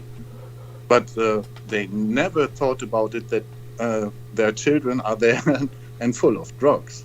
You know? And of course, the children will not go home and tell their parents, "Oh, I took ecstasy." Yeah, and all the drugs, they came from the Netherlands. They were mostly produced in the Netherlands. Wow. And so the Dutch are doing just what they did in World War II, producing drugs for Germany. Yeah. I'm looking up Love Parade Berlin. So Love Parade Berlin, Love Parade, electronic dance music festival and techno parade that originated in 1989, obviously with the fall of the Berlin Wall. The Love Parade successor is back, Rave the Planet 2023. So this was in May. Rave the Planet, yes, July. It was actually in July. So that there we are. So it was just recently. Holy shit! I'm looking at it was the same time when I said on your when I was at first at your broadcast that they have no Love Parade anymore, and a few days later I saw they have it again. That's because they heard you, Andre. They heard you, and they said, "Fuck that son of a bitch, fuck that faggot." He said. Yeah, let's start this again. So here's the images for both of you to look at. Just click on that. I mean, that's pretty incredible. I put the link in the text box, and I'll put the link. I'll see if the link goes into the chat room for the Love Parade, and that way people really see what this is impressive. I'm impressed. This is not. Yeah. Oh yeah, I know that. Yeah, this is not small time. It's a lot of people. Yeah, go on. I'm always wondering, like in 1992, was this movement here, hardcore? Gabba. People also used a lot of drugs. Like the music, it's really loud, but I'm always wondering, where does this energy transfer to? Because it's a really, It are computer-made sounds. It's not the natural. That's right. It's techno. Yeah, it's all. It's not techno. It's so much harder. Okay, I see. Interesting. Hey Dan, I searched one person which I could make some natural techno, which is based on natural sounds like you hear everywhere. This I also miss in the whole techno movement. This was one of the causes why I never really was, compare myself with this movement, because it was too artificial from the sounds, and mostly too cheap also, because everybody was making music because it was no difficult thing. You did not learn. You did not have to learn an instrument, something like this, and that point also was very interesting for me. Why do they don't use natural sounds? Why always pre-organized sounds on point, very easy to produce? Yeah, my he worked for one of the biggest producers of that music in the Netherlands. Yeah, but it does something to your energy. Maybe you should listen to some music, Douglas. Maybe I should. Yes, I went deaf in my right ear and became very atonal and listened to a lot less music. But I'd be happy to listen to any samples you send me, any links. I'm sorry. Go on. What else were you going to say, Dan? Before I interrupted. Yeah, I'm just interested into what is it connected to? Where is the energy going? Yeah, understood. Yeah, where does the energy go? When you take like hard drugs, you open up, and it's easy to have your energy taken away in such a state. Absolutely. Yes. I think this is what Andre was saying. So, yeah, go on. And it started in the 80s. Yes. That makes sense. Because I remember that's when music videos came out. And when I was young, a music video was something that told a story. It was entrancing. It was literally just an incredible new art form that impressed me deeply. I didn't have any money for MTV, couldn't afford cable TV when I was young. My family couldn't, so was left without it completely. But then later on, MTV stopped showing music videos completely and never showed music videos again. And all they ever showed was interviews and shit, and documentaries. It was crazy. So bizarre. And so there you go. Aside from all of that, Andre, what you were saying was here at this Berlin Love Parade, you're saying that this was crypto-fascist. You're saying that this was secretly fascistic, because these people were essentially all unifying their vibe, just kind of getting in sync. Gleichschaltung. Mm-hmm. I already said that. Yeah. Did I say that right? Did I say that right? Gleichschaltung. Okay. Gleichschaltung. Yes. Okay. There we are. Yes. I don't know. Do you get that feeling, Dan? It's a fascinating concept. I guess they're they're getting on dope, so they're ecstatic, so they're entering a state of ecstasy. I mean, there's something to it. Yes. But they're not. But I'm convinced that the Führer, it was in this case Dr. Motte. Uh-huh. He was studied electrician, something like this. Yes. And he's the one who now revives it, so to say. But he's heavily involved in the Secret Service. I'm pretty convinced. Yeah. Interesting. Could you spell his name in the text box? Spell his name in the text box. Enter it here in the text box. Spell his name. Motte. Motte. Motte. Yeah. Malta. Yeah, that's. I don't know the English word. That's the small fly which eats your clothes. Interesting. That's Moth, like a moth. Dr. Moth. Yeah. Fascinating. Yeah, he looks really like a typical BND agent. Interesting.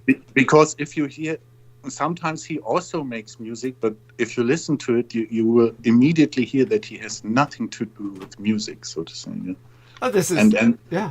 Come on. And he cannot dance. He doesn't. Many people would argue that no Germans can dance, but that being said, so this one is even worse. Okay. Oh my God. Yeah, that's true. German people cannot dance without alcohol or drugs. That's true. Yeah. And if they do, then it's horrible to see. So let me see if I can pronounce this correctly. Bundesnachrichtendienst. Did I say that right? Okay. Yeah. I can't believe it. Okay. That's the German CIA, so to say. Yes, this is the Federal Intelligence Service. So yes, it is the Foreign Intelligence Agency that was created from the Gehlen organization. The Gehlen organization was the spy master of the Reich, the German Reich of the Third Reich. And it was created as an April Fool's joke, really, upon the occupying Allies on All Fool's Day. The Allies occupied Germany on April 1st. So in 1956. That was when it was dated as when their occupation ended, and they transferred to the federalized West German government with all their staff, and Reinhard Gehlen becoming the president of the BNRD, and remaining its head till 1968. It's now directly subordinate to the Kanzler's office, the Chancellor's office. The BNRD headquarters is located in central Berlin. It's the world's largest intelligence headquarters, in case you didn't know that. The biggest intelligence headquarters in the world. With the BNRD has 300 locations in Germany and foreign countries. So there you have that. And Das Schloss Bellevue, the Bellevue Palace, Das Schloss Bellevue. It's this immaculately looking white neoclassical palatial home of the Chancellor. It's got 3 wings built in 1786 on what I think they call it a Spreeweg, just off Tiergarten's northwestern corner.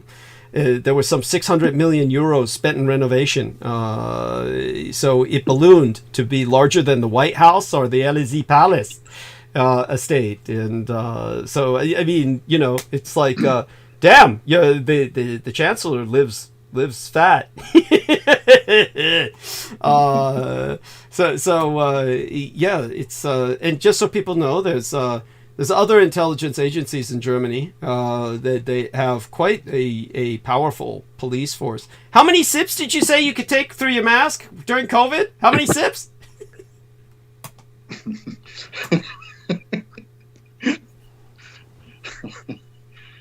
I don't know if there was an official regulation, but it was, in German you say, if it would not have been so tearful, one could have laughed. Yeah. But it was so peinlich. I don't know. It's so ridiculous. You said that you could take your mask off and take 2 sips and put the mask back on. What was it? Do you remember? Yeah. It was in the train where I was sitting in the intercity in Germany, a normal train ride, and then there was a security, and then a normal customs officer, and they were sitting next to him, and they were counting how much sips of coffee he takes in a minute, and how long he has his mouth correctly warm. And then they said, okay, you took so and so much sips only in 10 minutes, and then he was not allowed anymore to drive with his train. They threw him off the train. Yeah. and Yeah, the thing is that I found really scary. Here we got like really low educated security people. Uh-huh. It's like the first level of education here. It's only for people that that's for people who have problems with learning. Mm-hmm. They become police or something? And the second level is the level which the people have had that were enforcing all the rules. Wow. That were people that were on the streets, like they just gave all the power to the most uneducated people of our society. That is Corona. In Corona times, they put people who had no clue of their work, but they had a German name, or in Amsterdam it was the same. They had a Dutch name, and they put people in positions where they did not belong, but they put them there. And all people who were somehow against vaccination had doubts about the correctness of Corona, and so they were treated like in the Third Reich, like the Untermensch in the last 3 years. This is how it all started back then. Yeah, in the last 3 years, they treated me like an Untermensch. And they continue, because now I'm an Ukrainian. Every year they have a new cause why they can declare me as an Untermensch. Yeah, but they do it. And Corona, that was the peak. Yeah, I never have seen such betrayness on the working market, really. Would you said, go on. Yeah, and the people, they keep their jobs, and others who are really qualified and can do the job very well and efficiently, they get fired. Wow, no, that's terrible. So Dan, go on with what you were going to say too. I didn't get into much problems because I have blonde hair and blue eyes. Yeah, me also, but I have a Russian name. Just change it. And I'm gay. Yeah, but so have you thought of changing your name? Have you ever thought about changing your name, Andre? Not really. Okay. Not really. Maybe you should. Maybe it's too late for that. It's probably too late. Yes. Yeah, probably just add more suspicion on him at this point. Yes, they'd look at him with more suspicion or something. It's so when it comes. Funny with my wife, she took my name, so now she also has a Dutch name. Uh-huh. And has that So- made her life easier? Now, when you go to a job interview or something, or she goes somewhere and she types in this form online, and then she's showing up, they're like, okay.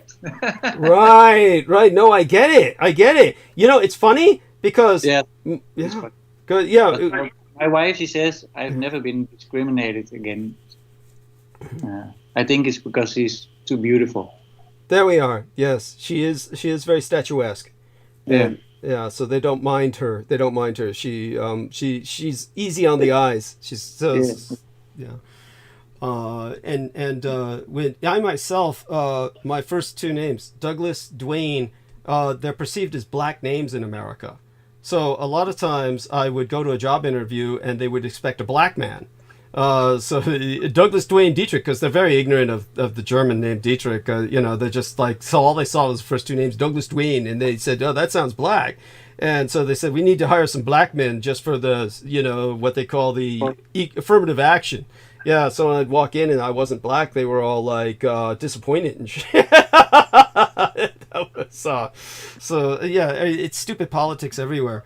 But when it comes to yes, I mean both of you are exposing quite a few interesting things about these cultures, and they're both Germanic cultures. These are both highly Germanic cultures. They're both, of course, the difference is that the Nederland has a much more recent war experience. The Dutch East Indies, and of course the rebellion in Indonesia.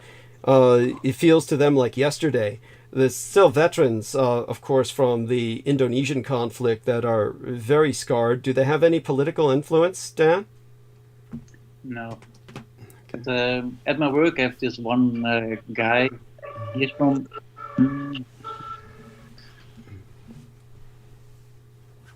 Yeah. Is that police siren? They're coming for you, Andre? Go. But the Indonesians, they got to choose. Either you stay in Indonesia, have an Indonesian passport, or you could take a Dutch passport, but then you had to leave the country and go to Holland. Wow. And how many people, on balance, how many people chose to stay in Indonesia? I don't know. Okay. A lot came to Holland, but they had no family, no relatives here, and they got treated really poorly. They got treated very poorly. How sad! Yeah. How sad! That's terrible. Oh my God! What happened to them? Did they become like part of poor ghettos or something? No, we don't have that in Holland. Okay, thank goodness for that. No, Nederland's very developed. How about reclamation of the sea? How is things going with the now that we have global warming and they say the oceans are rising? Is Nederland preparing for? What do you feel about this? It's so funny. I live. Yeah, I try to go to the sea every week. Yeah. In winter, because I really love the energy there. The one thing they do to keep the beaches big, they go into sea with a ship. They put pipes underwater, and then take sand from a deeper place and they spray it on the beach. Wow. Okay. But what they're saying is like, oh yeah, if we don't do it, we all drown, and they just put a lot of sand on the dunes. They put 24 meters of sand on a big part of the dunes. But I had this geology teacher, and he was saying when I was in high school, like, yeah, in 5 years we're all drowning here. That was 20 years ago. So nothing's happening here. The sea level only rose 0.1 centimeter. Incredible. And it's also funny because they show here on TV in Greenland there's a lot of ice and it's melting really rapidly. And this reporter was saying, look, so you see the lines on the rocks? Yeah. all going down and it's all melting. Yeah. Yeah. Put a couple of ice blocks in a full glass of water. Yeah. Yeah. And if you would put water to the brim, Yeah. just let it sit there for a couple of hours and come back. Not one drop will spill. Yes, it's right. It will retain the same level. Yes, that's right. Good point. I mean, your point's well taken. Yeah, it's a and a funny thing to do is all those politicians are now complaining about CO2, but they don't even know how much CO2 is in the air. Right. It's I believe it's less than 0.0 something. So. Yeah, it's incredible. I mean, these are all good points. I'm really glad that you're bringing them up. They're appreciated. Aside from that, yeah, I'm sorry? I have a question. Sure, of course. Maybe it's... I'll see if I can make pictures. My grandfather, he was in Poland. Yeah. Poland? Yeah. Andre, what's it called? Poland, yeah, the correct name for Poland, Andre. Polska. Yeah, he was captive. He was first brought to Auschwitz for 2 weeks, and then he went to Dresden. Yeah. And he was in a concentration camp for 2 years. Yeah. And my granddad was a really good painter. Yeah. So I have this book with all his paintings and with text with it. So that's actually like a real testimony of what happened there.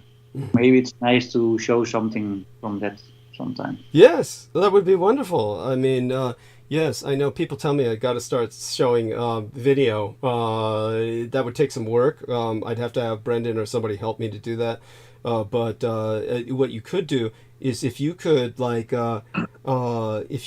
take scans of some of these images, yeah, and then actually upload them to your private. Do you have a private website or blogspot, and you could put links into the chat room, and that way everyone could see them. Yeah, that would be a way to do that. Or if you just, put them up onto a private website and just gave people the website address, this would be where you can go to see these illustrations. That would be wonderful. I mean, your relatives deserve that. That would be like a memorial to them for their experiences. That is so crazy. My mother, she was looking into that. And the church that I showed across the streets, my mother used to go there. And they had this service for just remembering what has happened. And she was going to speak there. And she started investigating this topic, and what has happened to her dad. And then she had like this brain bleeding. Oh, aneurysm! Yeah. Because like how she tells it, is just it was too much for her to handle. Yeah. So sad. I'm so sorry to hear that. And so what about yourself, Andre? Aside from your story, which is tragic, was there any trauma that your parents suffered from, or something like that? Anything you recall that may have? I do know it was very hard for because my grandfather was starved for years. It was really hard for them to have a child. So my grandmother was injected with DEST, like this hormones, so she could keep the baby. So my mother was, also like it was experimental back then, but it was garbage. Wow. Too bad. That's horrible. I'm so sorry to hear that. And how about yourself, Andre? I mean, now your partner has been coming in and talking to you, right? He's very considerate. That's wonderful. Is he afraid to come on camera? Is he afraid to come on camera? Or? Just busy. Oh, he's busy. He has to go to the office now. Oh, okay. Well, tell him hello. He just asked me if he can combine a shirt with a blue jacket. Oh, that's adorable. Adorable. Yes. And Question. yeah. I'm planning on going to Wezelsburg. Hi. Hello. So good to see you. Thanks for taking care of Andre. For sure. Yeah. Like he does. Yeah. My parents, my father was of course traumatized just in the situation he was born in as a child of Russian immigrants in Germany. I mean, I think the most traumatizing thing was that he had to experience that the Third Reich, so to say, did not stop in 45, that they continued it because, for example, his mother, so my grandmother, she was a Zwangsarbeiterin, so she was forced to work at the factory in Hanover, at Balsen. They were making or still producing cookies and crisps, something like this, yeah. And it was after the World War stopped officially, but she, as a Zwangsarbeiterin, was forced to go on the street. She was not even allowed to use the normal pathway for normal citizens. Yeah. Oh. So and when she was going on the streets, also my father had to go on the street, and he had to see that she was, because of these regulations, hit by a bus and injured very hard. Yeah, she had a big scar here in her face. Oh my God! I remember it very clearly. Yeah, and this is the situation he was born in, and he was born 46. That means directly the post generation, so to say. Right. And I mean, he was illiterate and he was very gifted with languages. So he spoke, I think, very early a very good German, which saved his ass in the end. Yeah. Because my grandparents, they did not speak German, and my grandma was not even capable of writing and reading. So this was his start in Germany. I mean, it's a trauma from birth on, so to say. Right. Yes. So there's intergenerational trauma here. Yeah. That's why they were so heartless to you. That they were very calloused by that.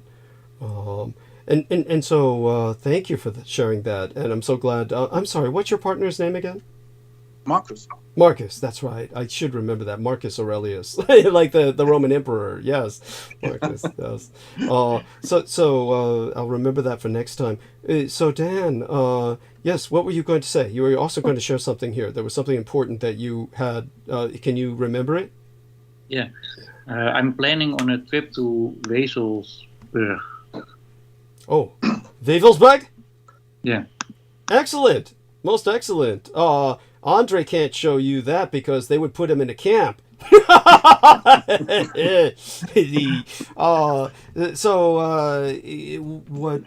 When are you going? I think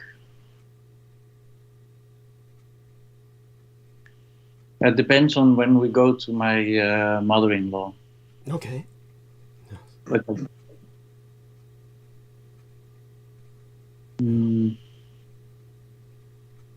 I'm planning on it within 2 months. Okay, excellent. Because I'm really interested in how the energy is there. Because it was like a middle point of what they were doing. Yes. And I know what happened there. And parts of the castle, you're not allowed to make photos of. So I want to make some photos of it. Of course, that goes without saying. You can be our correspondent. Yes, you have to do it secretly, of course, but you can tell us what it was like, and that would be fascinating. It's strange. There is this one room where the black sun is on the floor. That's right. I want to see it. Yes, of course. And I would like you to see it as well. That was, of course, where Michael Aquino both of you are probably familiar with him, conducted a binding ritual and another various rituals. This was on my birthday from my yeah. Yes, you remember that. Yes. And yeah, it'd be nice to have someone more positive visit there. And so I'm very excited about this. I want you to keep us up to date as your plans develop, okay? I'm taking my brother there. He's also very good with working with energy. Excellent. It would be interesting. Yeah, go on. Last year we went to the pyramids in Holland, and we all did a lot of stuff there. It's built by Napoleon. Yes, that's right. Yes, that was to honor his victory in the Battle of the Pyramids. Go on. Yes. It's called the Pyramid of Austerlitz. Yes, fascinating. And, they tell a story that they built it so they could keep the food good for longer. Interesting. Yes, because of the pyramid power. Yes. Yeah, but I don't buy it. Okay. They don't buy they don't make a pyramid that big to just store some food. No, that makes sense. Of course, I agree with you. It's 40 meters by 40 meters. Incredible. And on top of it is obelisk shape. Yes. Interesting. But the thing is, it's on the exact middle point of where all the ley lines of the Netherlands are. Yeah. They put it on top of that. Yes. Incredible. And it has to do when you're there, you can feel that it's about male dominance. Interesting, of course. The obelisk shape, the big penis. Yeah, but you can really feel it. Yeah. And it's not the normal energy that has to be around there. So I went there with my brother and ground some different energies there. Right. And it was so funny. We were working on the energy there. Yeah. I think after 10 minutes, police showed up. And it's in the middle of a forest. Yes. That's fascinating. Things like always happen. Yeah. I mean, so it's almost like they knew. It's almost like they knew you were there. And right? And we're investigating. It's strange. Yes. No, very strange.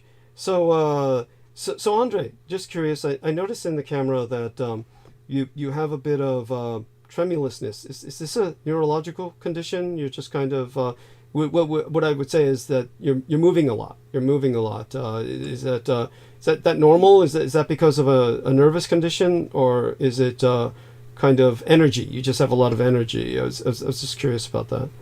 Yeah, because. Maybe. Yeah. I just put in a new coffee. Okay, so it's caffeine. You're caffeinated. So Marcus, yes, maybe you can explain this, Marcus. Yes. Yeah. Yeah. Oh yeah, Jesus! Thank you, Marcus. That's it. Yes. Oh my God, he's sitting on a bouncy ball. Okay, that explains it. Thank you. I was feeling really bad about that. I was like. Honestly, Marcus, you're more than he deserves. Really, thank you. He doesn't deserve you at all. Yes. If it weren't for Marcus, you couldn't communicate. I mean, I'm asking him a question, and he's like making me more suspect that he has Parkinson's or something. I kept saying, "Gee, this poor guy has Parkinson's, and he doesn't want to talk about it." Oh my God, he has some neurological degenerative condition where the poor bastard is like. Oh. Not yet. I'm sure he's working on it. Yes. And once I give him enough shock treatments, he'll get there. Yeah.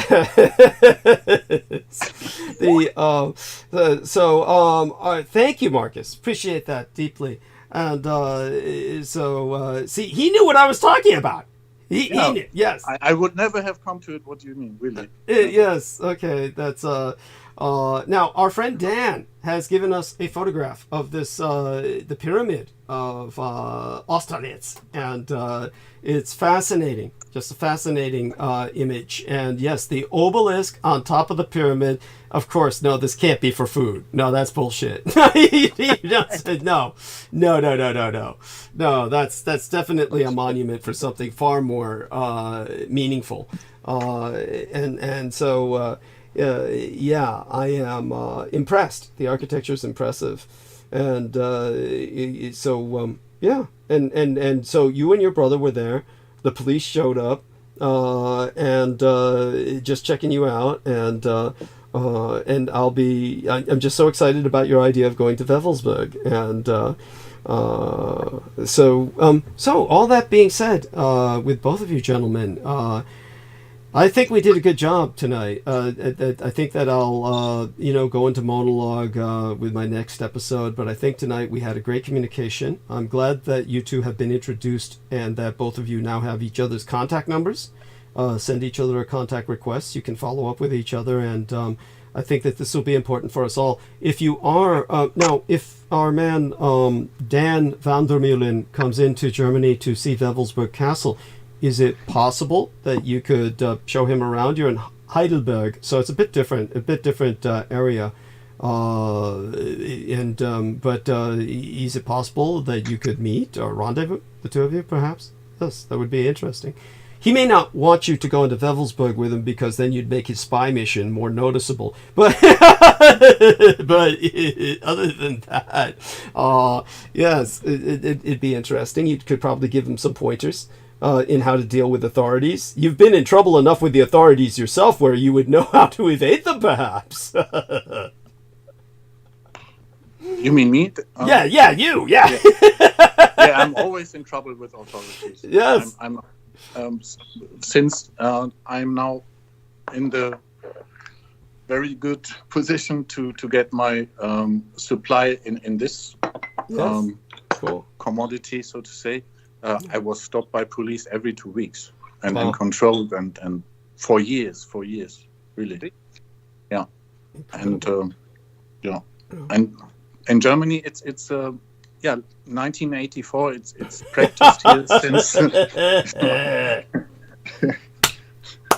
and since you have these smartphones, they know where you are. They can pick you up everywhere they want. And they do it. It's true. Yes, yeah. When I visit my son's husband's estates, I take my cell phone and we put it into a P.O. box, a post office box. We check it into a post office box before I travel the rest of the way with him. It's definitely something you are tracked with. Yeah, and there's no paranoia there. It's like I said, when both of you heard this earlier, or certainly Dan did. Dan heard it earlier, just before that sinkhole opened up near my home, and I was feeling this horrible headache. I left the phone on so I could call the ambulance if I needed to, and then the next morning when I tried to call the regular urgent care, it was on airplane mode. It had been turned on to airplane mode, and I can't do that without going into the settings and doing that. So it's like they just turned it on. So in case I had to call the ambulance, I wouldn't have been able to do so because I wouldn't have known to get off airplane mode without the help from our Brendan Zogit fellow, who, by the way, I want you to know, Dan, Brendan Zogit was very impressed by you. He says you're a person of powerful presence and knowledge. So I want you to know that. Very impressed by your levels of understanding of so many of the health issues. And yes, Andre, yes. It's so cute to see you on that bouncing ball. Now that I know that you're on a bouncing ball, I'm no longer worried about you going into spasmodic, seizures. I thought he was going to go into seizures just any moment. I said, holy shit, this guy looks like he's going to seize up any epilepsy, an epileptic fit. He's going to throw a grand mal. Okay, well, my love to both of you gentlemen. Yes. Can I tell a really short, funny story? Sure. During the COVID, you were not allowed to meet people, not in big groups. Yeah. And from time to time, I go to these meetings with like-minded people, really cool people. And there, you go there and you just tell what you're interested about or what you know about. really interesting. But it was forbidden. Verboten! It was not allowed. And we found out really quickly that when there are a lot of cell phones together, the police starts turning up. But we were on this like martial law thing. And what they did after the Second World War, they changed the laws. Like when war is, when there's a war or anything crisis situation, you're always allowed to practice your beliefs. So a church or a mosque or anything like that, it's all protected, and nobody can enter whatsoever because you're protected by law. So what the founder of this group did, he just founded a church. Yeah, we're there like with 40 people. No masks, no nothing, just being normal. We are here on this door, and we were in this like in this barn shed, and there was police there, and so this guy goes to the door. He's like, "What's the problem, officer?" He said, "Well, you're with too much people, and I don't know what they want to do." He says, "It's not a problem. It's a church meeting." So you're not allowed in, and you're not allowed on this property, and you can go away. Oh my God, that's amazing. But the funny thing is, at the end of the whole situation, after some months, some groups were so big that there were like 200 people. Yeah. And the police got really upset with it because they were using the rules against them. But I found it hilarious that they could do nothing. Jeez, that's incredible. But, learn to keep your cell phone at home when you go to groups, and then nobody showed up. So that showed me that they were really watching their stuff. Yes, there you go. That's incredible. In other words, like when people tried to leave their cell phones at home, then nobody showed up. That means that that you concluded the police are really watching the cell phones. Got it. So that's whenever something is going to happen again, start your own church. You'll yes, be good. at least in the Netherlands. Yes, it's really easy to start your own church. So yeah, that's incredible. Yeah. It's much more difficult in the United States because in the United States, churches are tax exempt. So because they're tax exempt, then you have to go through there's a lot you got to go through to get a church established, get recognized, because. At any rate, so I want you to know, Andre, obviously Mark was very impressed by your experience, and he definitely felt that, like he said, it sounded like you were under the treatment of Dr. ̵CHUª NGGYUÁNJIÉ. I thought that might be taking it a bit far, but yeah, I get it. Yes, it's incredible what you've been through, so you can tell Marcus I don't know what he sees in you. Yeah, he's my only witness. Yes. Without him, nobody would see or experience what they do here. You are incredibly lucky. You are incredibly lucky. Yes, and so. But they would do the same things to him on the other side. If he would not have met me, most probably they would have used him in the porno industry, I guess. Probably, yeah. Most probably. Yeah, I'm certain they would have. Yes, that makes sense. So, but is the pornographic industry in Germany? It's not state sponsored. It's underworld, isn't it? Or what would it? Pretty much. So, but his meeting you saved him from falling into that realm, for that world. Yeah. Like he saved me falling into other bad worlds. Yes. You both have helped each other.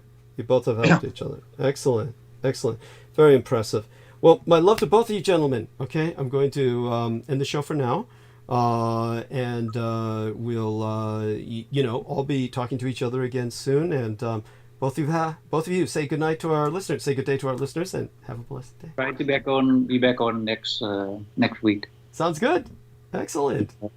I will see if I can scan some photos. Sounds good. And to see actual report of what happened. Yes, that would be important. That would be important. And yes, and see if you can load them up on a Blogspot or a website as well, and then that way you could provide a link to in the chat, and that way other people can appreciate that. A fitting monument to your ancestors. And okay, everybody say goodbye. And okay, yes. Goodbye. Good night. Yes. Okay. Take care. Bye for now. Thank you. Right. Okay.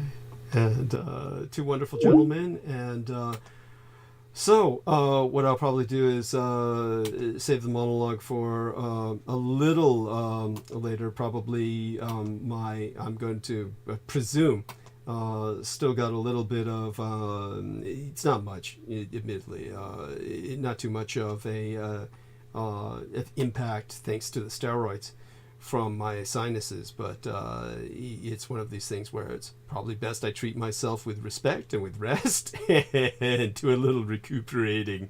My love to you all who are supportive to us. I'm so glad that all of you joined us for at least a little more in-depth, intensive participation by everyone who was involved. I think it was very important what we did, that we reestablished the call and do what we did. So okay, again, to all of those supportive of myself, my love to you all, and join us on Sunday. And at some point I will be getting back into monologuing much more intensively. Obviously, with what happened recently, there was a tremendous lesson learned, and it was a hard lesson, and it was not to interrupt my schedule. It's incredible how dependent I can be on someone for health issues, but for those of you who didn't hear, I'm dependent on acupressure once a month, and I did not get that this month due to a convergence of circumstances, and it damn near, how do I say, it was painful. It was really, really painful. It's something painful enough where I don't want to go through that again. So, okay. That being acknowledged, take care. Stay safe and be well. Those who respect, follow, and friend myself in the sense of moral support. And to all of you, I can never thank you enough. As a matter of fact, there might be some credit that needs to be given to contributors or donors, so I should take this moment to do that. Let me take a look and see if there's any further contributions. Give my thanks to people who are gracing me with their generosity.